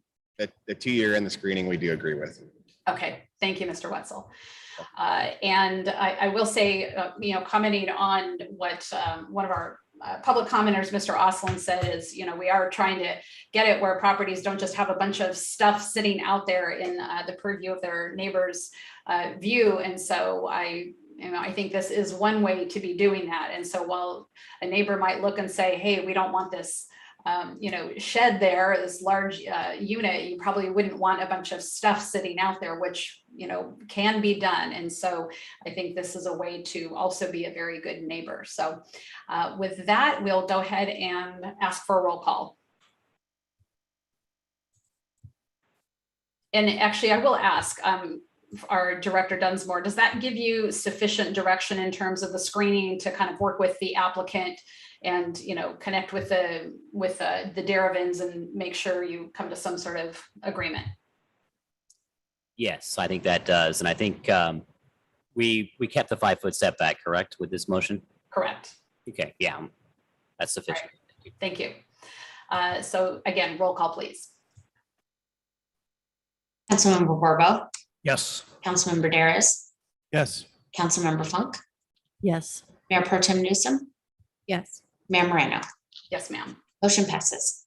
And for the record, that was Mayor Pro Tem Newsom with the second. Yes. Okay, wonderful. Thank you. All right, we are now on to item B2, confirming the cost of vegetative growth and or refuse abatement. And I will quickly ask if we have any ex parte. None for me either. I'm not seeing any, so we will bring on Fire Chief Casey Bryson. Good evening, and thank you, Mayor and Council. Tonight we have a public hearing to confirm the cost of vegetative growth and or refuse abatement.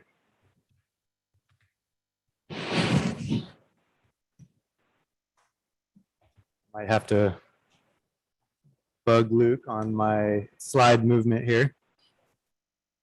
I'll have you move it for me. Go ahead. You didn't mention there's 20 computers in here and screens. You don't know really where to look or where the sound's coming from.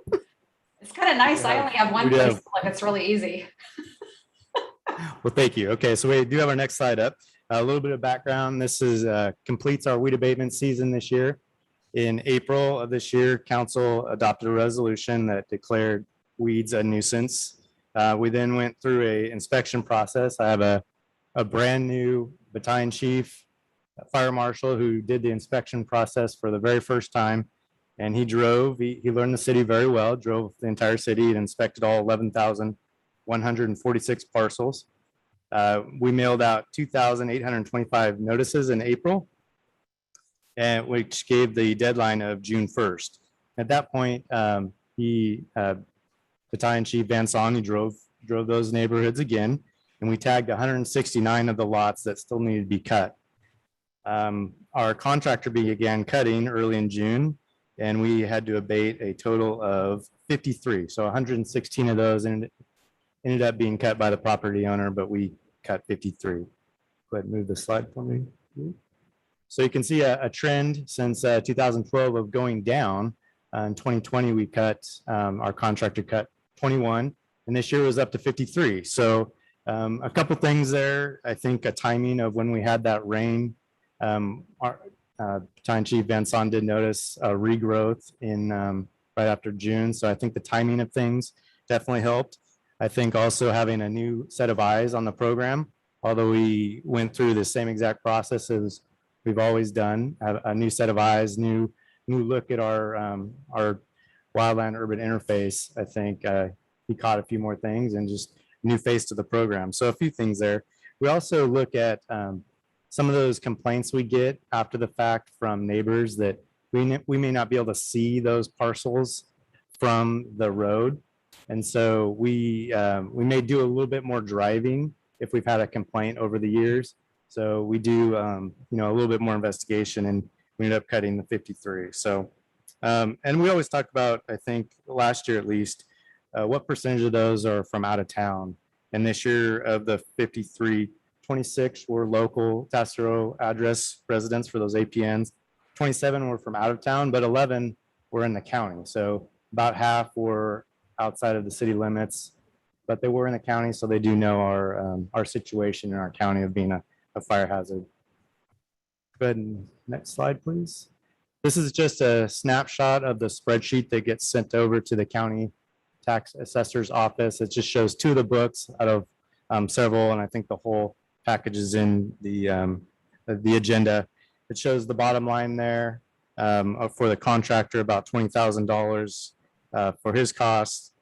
The administration fee for the city, $46,981 for a total cost of weed abatement this year at $66,983.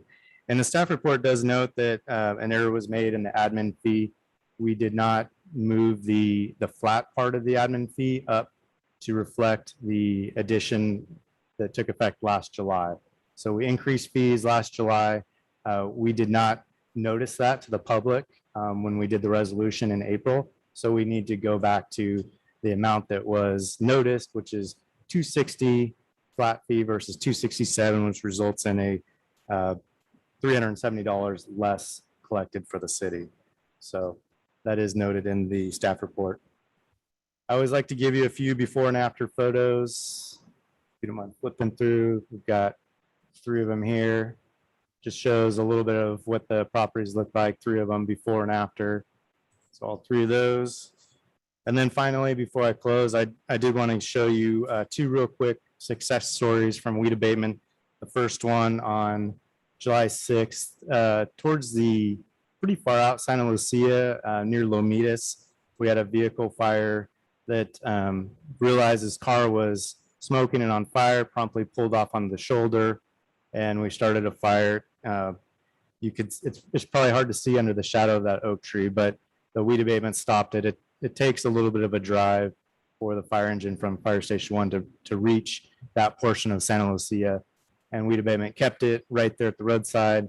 Our prevailing wind would have pushed this towards Lomitas, Balboa, potential for a significant fire. So first success story. And then the second one on July 21st, this is probably a fire more of us saw because it was very, we could see it from the freeway, see it from El Camino.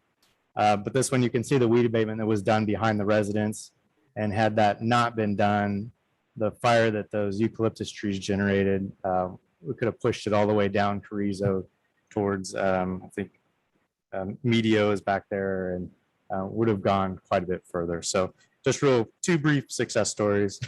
And with that, I'll move to my recommendation tonight is to ask council to adopt the draft resolution confirming the cost of vegetative growth, weeds, and or refuse rubbish abatement. With that concludes my presentation. I'm happy to answer any questions. Thank you, Chief. Very thorough. I can't imagine we have many, if any, questions. I find it interesting that we call weeds a nuisance, like they're just sort of like a nuisance, when really by your success stories, we can see that it's far beyond that, but that's the terminology that is used. So thank you for the work that you do, and please thank our new battalion chief for his sharp eye on the situation. And with that, I will look and see if we've got any questions before going to the public. Seeing none, I will go ahead and open up public comment. If you are on the webinar and want to speak, please raise your hand. If you are on the phone, you can press *9, or you can come to the podium. Luke, are we seeing anyone on the phone? No, we have no one on the phone right now. All right. And do we have anyone in the chambers? No one in the chambers. All right, we'll go ahead and close public comment and bring it back to council for a motion. I'll move staff's recommendation. I'll second. A motion from Council Member Borbeau, a second by Mayor Pro Tem Newsom. Roll call, please. Councilmember Borbeau, Yes. Councilmember Funk, Yes. Councilmember Daris, Yes. Mayor Pro Tem Newsom, Yes. Mayor Moreno. Yes, ma'am. Motion passes. Thank you.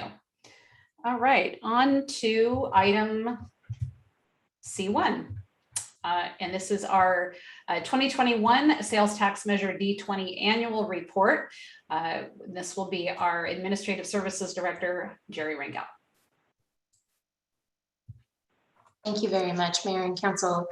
Let me go ahead and pull this up. All right.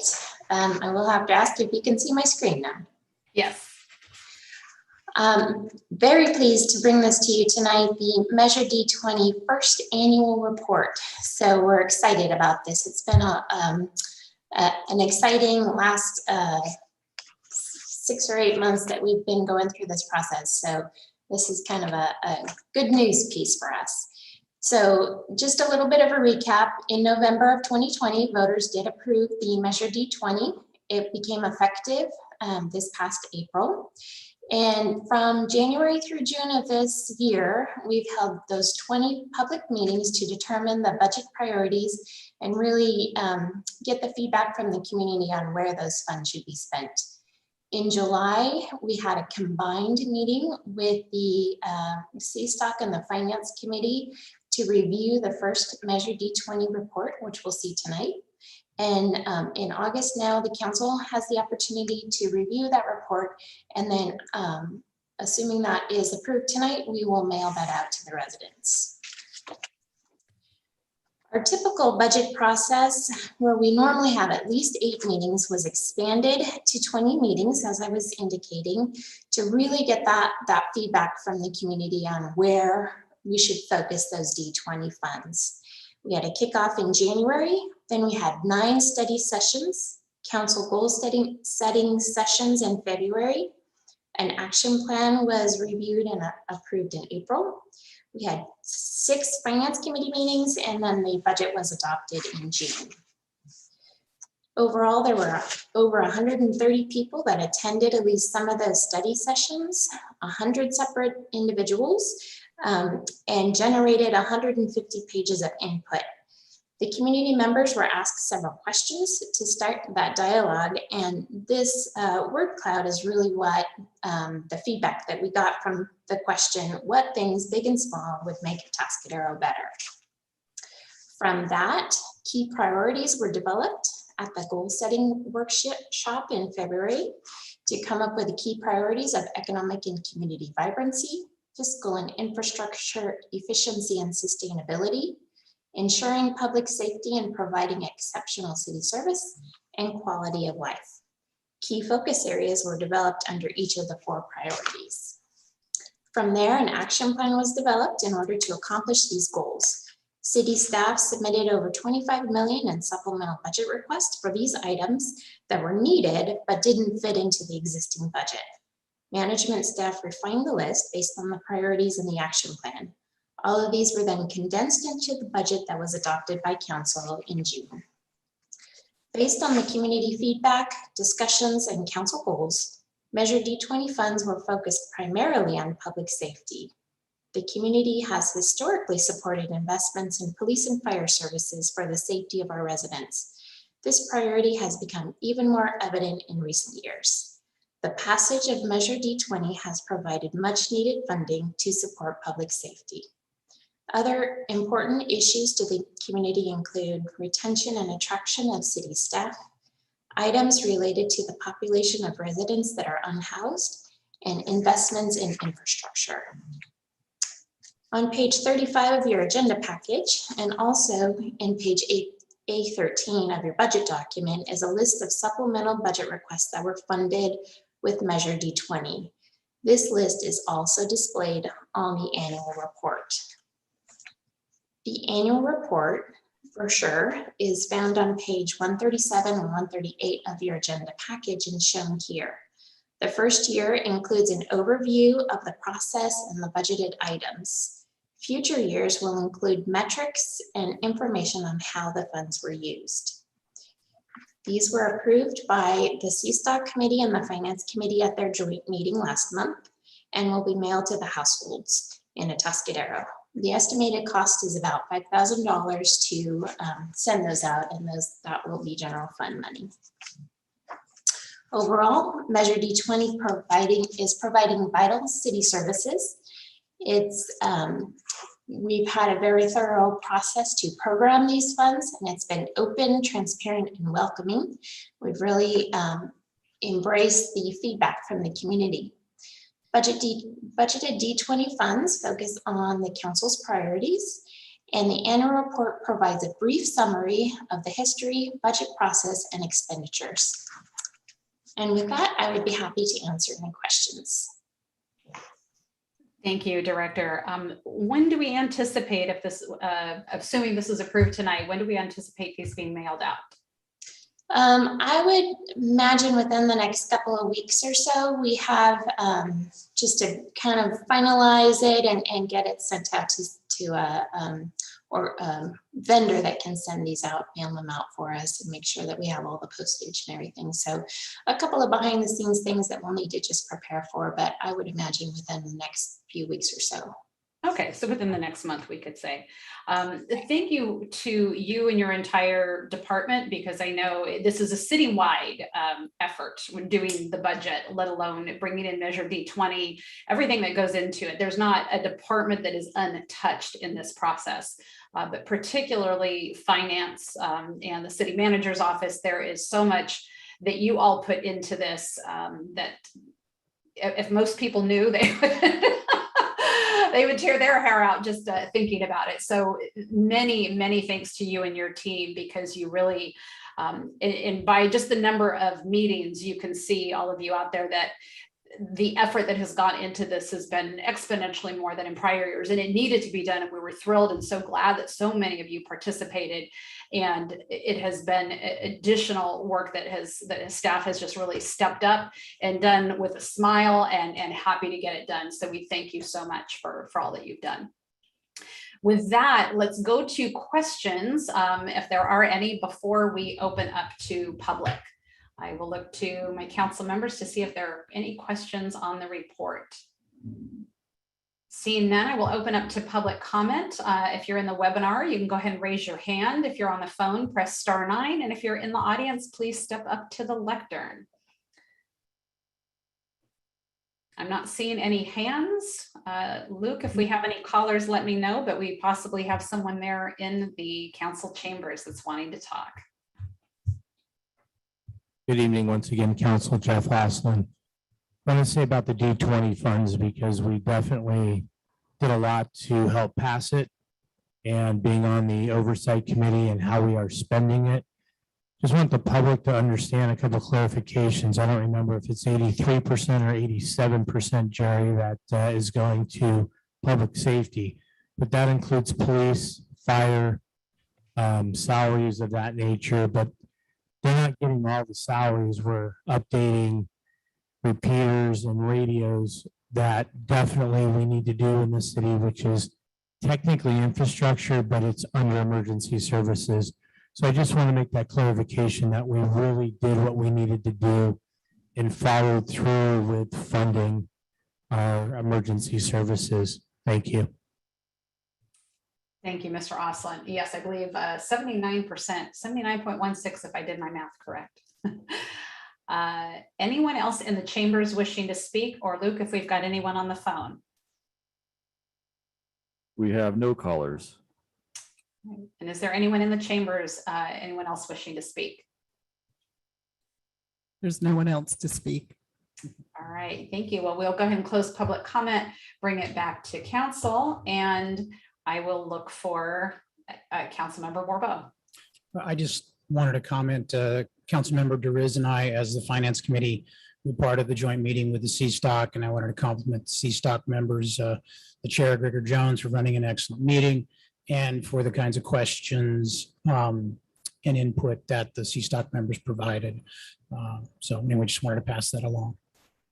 And I would say the three of us, I would say, Councilmember Funk and Mayor Pro Tem Newsom and myself, thank the both of you, because both Councilmember Funk and I have served on the Finance Committee, and we know that there's a period of a couple of months where you have a lot that you are needed for. And so thank you very much for taking that on for all of that, this budget cycle. We appreciate that. And I will look for a motion, if we might. Councilmember Funk? We had asked, I wanted to have a little discussion first, if we could, because I know we didn't, that it was just a bridge too far to try to develop actual performance metrics out of this. But you know, what I see in this report is great specificity of how we are spending the money from the perspective of the dollars going out. What I don't see is the question that really sits out there for our constituents, which is, what am I getting for this money? And we can see the connections in some of those because we know what these things are, but I'm not sure that the public can. And I was wondering if it might be possible for us to, we have lovely text about the process up at the front. We also have a lovely graphic about the process on the other side, that maybe we didn't need, if we could take out the text so we have that's about the process, that would give us the opportunity for some headers or subheaders to group things and talk about what is being achieved. So that the staffing is to expand our basic staffing on patrol to achieve faster response and less stress on police. That we are actually achieving investment in mental health capacity here, which we know what CAT team and our team are, but many of our constituents don't know either, but would appreciate knowing that we are making that investment for our community and for our police and fire to have that mental health support. So, and, you know, and in a, you know, in a header like replace outdated and old equipment. And you know, you can, and then you can see that we're not aggrandizing, we're replacing the old stuff. It's also critically important that we've done something really responsible in this budget as a council, and that is to fully fund the replacement fire vehicles that had not been funded, as well as lay out the funding to finally rebuild or replace Fire Station 1.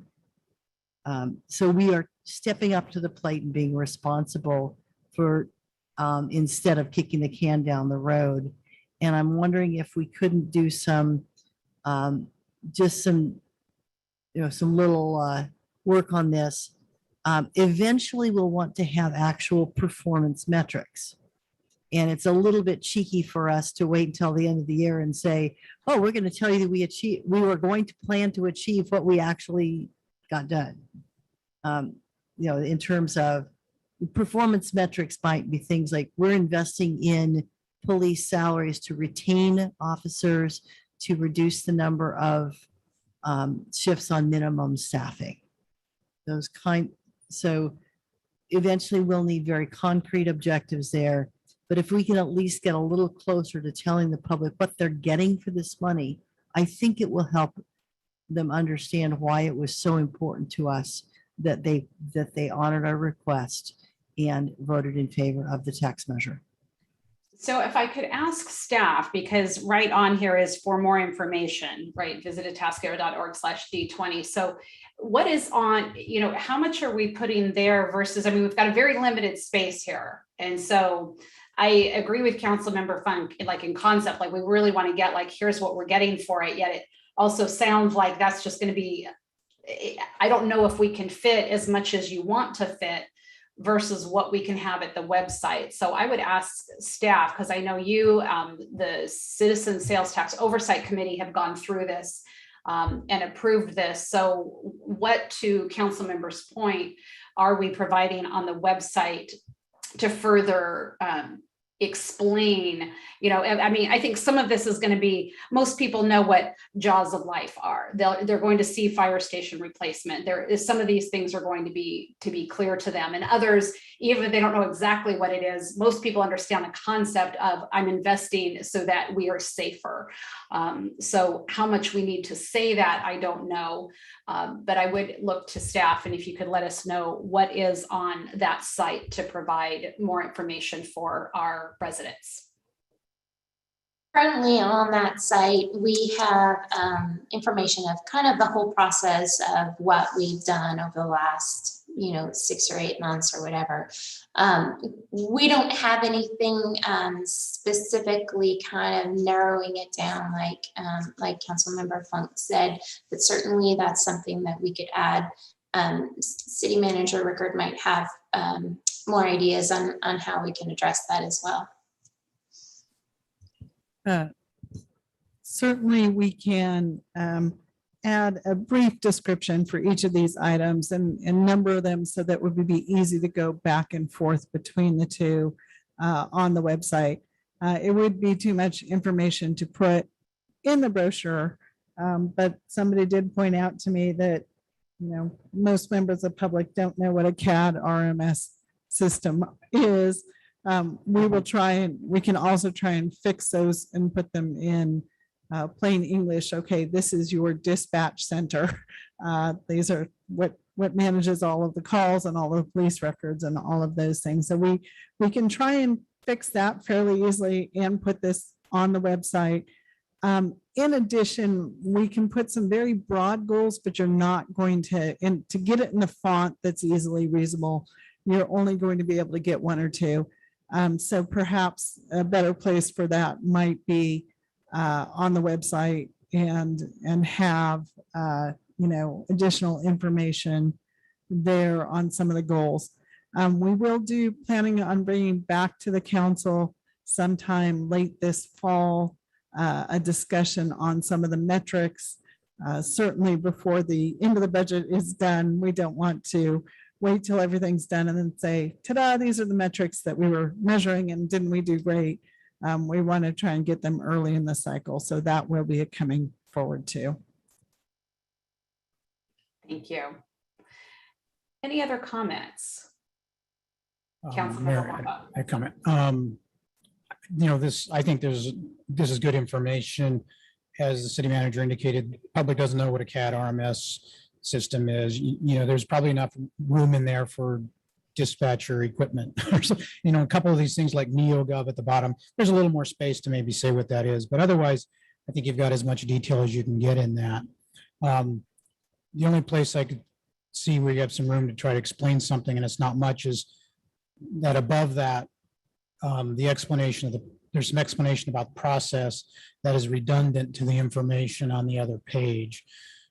So I'm fine with the way it is, but if you wanted to improve it by replacing a few sentences where you talk about 130 community members being involved, 150 pages of input, that's all over on the little graphic on the other side already. So maybe you have a little room there to improve a sentence or two, but beyond that, I think trying to improve the link on the website, because if somebody's really interested, they're gonna try to do a little more, because you're never going to get it all on this, essentially this dinky brochure. So those are my comments. Any other, I'll just look briefly to Councilmember Dares or Mayor Pro Tem Newsom, if there's anything that you'd like to add before I go back to Councilmember Funk. No, I think it's been hit. I think just the little items that are not clear, if we can put just a little blurb on those, that would clarify what Nat Geo and stuff like that is. Or if not, like Charles said, a link to the website, maybe it would be helpful just for some additional information, but I think it's good otherwise. Thank you for all your hard work. And Councilmember Funk. Yeah, in pursuit of what we might be able to do on this space without slowing things down too much or doing it, I'm thinking that as Councilmember Verbo noted, that text is duplicative. So we've got a little more space we could use there.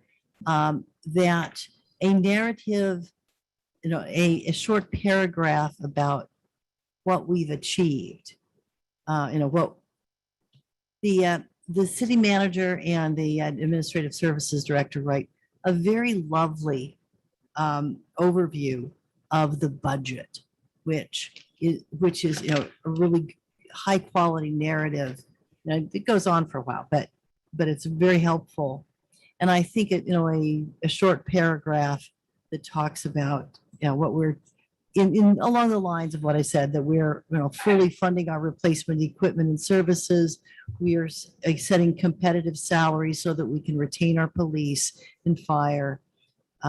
We are funding vital replacement in departments and setting salary levels that allow us to keep staff to serve the community. I think that a simple narrative like that would offer a lot more value than what's current, the process text up there, and then give a little more space to add slightly longer descriptions on certain line items. And I think it's a go. All right, so might you make a motion for us? I would move that we adopt this as revised, with adopt this thing with subject to additional revision of the, that replaces the text with a little more explanation of what the public's getting for the money. I And would this doesn't also need to come back like to to suggest council. data labels on, or on the percentage data labels on the graph. And would add that to the motion. I'll second. All right, and I'll ask our city manager as you're coming on now. Councilmember Funk, you're not expecting this to come back before council again for another staff report and discussion and all of that. We're giving them direction, go off and do it. We're trusting they're going to do as Yes. work. All I right. would, yes, I would be comfortable with that. And certainly if, you know, if they want to circulate draft text and get comments that, you know, we can do that offline. I'm happy if a council member Funk wants to be the person to look at draft comments. I think we could all agree that we would be satisfied with that. So, Sure. City manager, is there anything that you had to add to that? No, I think that works. Thank you. All right, thank you. We've got a motion by council member Funk, second by Mayor Pro Tem Newsom. Roll call, please. Councilmember Funk, Yes. Councilmember Borbo, Yes. Councilmember Daris, Yes. Mayor Pro Tem Newsom, Yes. Mayor Moreno. Yes, ma'am. Motion passes. Thank you. All right. Oh, there we go. All right, we are now on to council announcements and committee reports. And so I will go on the screen here, starting with council member Funk. Okay, the Atascadero Groundwater Basin Sustainability Draft Plan is, my understanding is that it is available for review and comment. And they did promise us to not cut off the comments until after Labor Day. So the people would have some time after that to comment. So I encourage folks who are interested to catch that online. I have a meeting coming up. There will be a meeting coming up of the Homeless Services Oversight Council Executive Committee. And that I will actually miss that meeting because I will be out of town. But we are continuing to work on things and work on activities related to the 0 to 10 year plan countywide to address homelessness. Thank you. Councilmember Borbo. Yes, I spent all day at the County Board of Supervisors meeting, waiting for a discussion where the Board of Supervisors discussed withdrawing from the Joint Powers Agreement that makes up the Integrated Waste Management Authority. And in the end, and I did speak and provide some personal comments, not, you know, as not representing the city of Atascadero or the IWME board.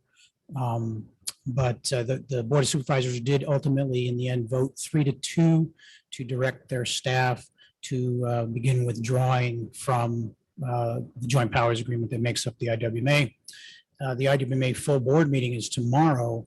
So we had on the agenda a discussion about possible changes to the JPA, you know, to potentially accommodate concerns of the county. But so that'll still be on there. And it'll be, I'm sure, a substantial discussion, but more in the direction of what do we do now? This decision will have impacts on the city of Atascadero as well as all the cities in the county. So anyway, so that's pretty substantial news from that front. And that's all I have. I would ask Councilmember Borbo, was there any, I mean, probably too early to say, but was there any discussion about the county being willing to accept, you know, or invite cities into a JPA with what they're planning to do? There was no explicit discussion of that, but there was sort of by inference that discussion. You know, in the past, there'd been some noise, if you will, about Paso potentially joining in. Paso did write a letter, and their Paso Public Works folks did speak in favor of, you know, kind of renegotiating the JPA and trying to keep the JPA fully in place for all jurisdictions. But you know, the board voted otherwise, voted to go for immediate withdrawal. And so there was kind of by inference some there was an implication that yes, they might do that, but it was not addressed at all because, you know, that would require the formation of a separate new JPA by the county if they wanted to invite other cities to join them. So kind of, I think the answer to your question is probably yes, but that's kind of remains to be seen how that plays out, because each jurisdiction will have to consider, well, it's considered as an IWMA board, what this means going forward. And what, and then, of course, each jurisdiction, they might have to consider what options they might have. So. Thank you. Mayor Pro Tem Newsom. We have a design review committee meeting on Thursday at 2. We're going to look at the Barrel Creek project, the new revised plans. It's going to go on the multiple partials of Del Rio Road in San Ramon. That's it. Councilmember Daris. I do not have anything to report. Thank you. All right. I had a REACH meeting the end of July, and they actually did a little bit of a focus on North County. And so both Paso and Atascadero presented. Paso's doing something quite interesting. They're looking at the potential of their airport to be used as a spaceport. And so it kind of interesting to see that moving forward and what could that mean for the North County. So keep an eye on that. We had Clint Pierce, who spoke and talked about the, what he has going on up at Del Rio, and then also Ted Lawton from Cal Coastal talking about the Del Rio Ranch. So fun to let everyone else in the community know what we've got going on here in Atascadero. We had a SLOCOG meeting. We were initially looking at a potential call for new projects with some, about 4.2 million available in funding. We have agreed to table that discussion for now. Our next meeting will be on October. I think I mentioned a while ago, the Office of OMB, Office of Management Budget, was potentially going to shift the definition of urbanized areas from 50,000 to 100,000, which would really hurt our area in terms of funding. And they rejected that. So that is good news. When the new census data comes out, though, that could shift things. So that's kind of the next thing to look at. And other than that, we've been looking at rail. And so one of the things we looked at was the potential of commuter rail, which, could be ideal when you think like, Santa Maria, up north of us. And the price tag on that could be as high as $500 million. So it's probably on the very back burner for quite some time, but it's interesting the way transportation works. There's no money, and then there's a flood of money, and then there's not money for this, but there's money for that. So who knows what happens, but unfortunately commuter rail will stay on the radar, but definitely a long-term solution. So that is all. I would ask if we have any individual determinations. Seeing none, we are adjourned, and for the first time in a while, not also going back into closed session. So good night all.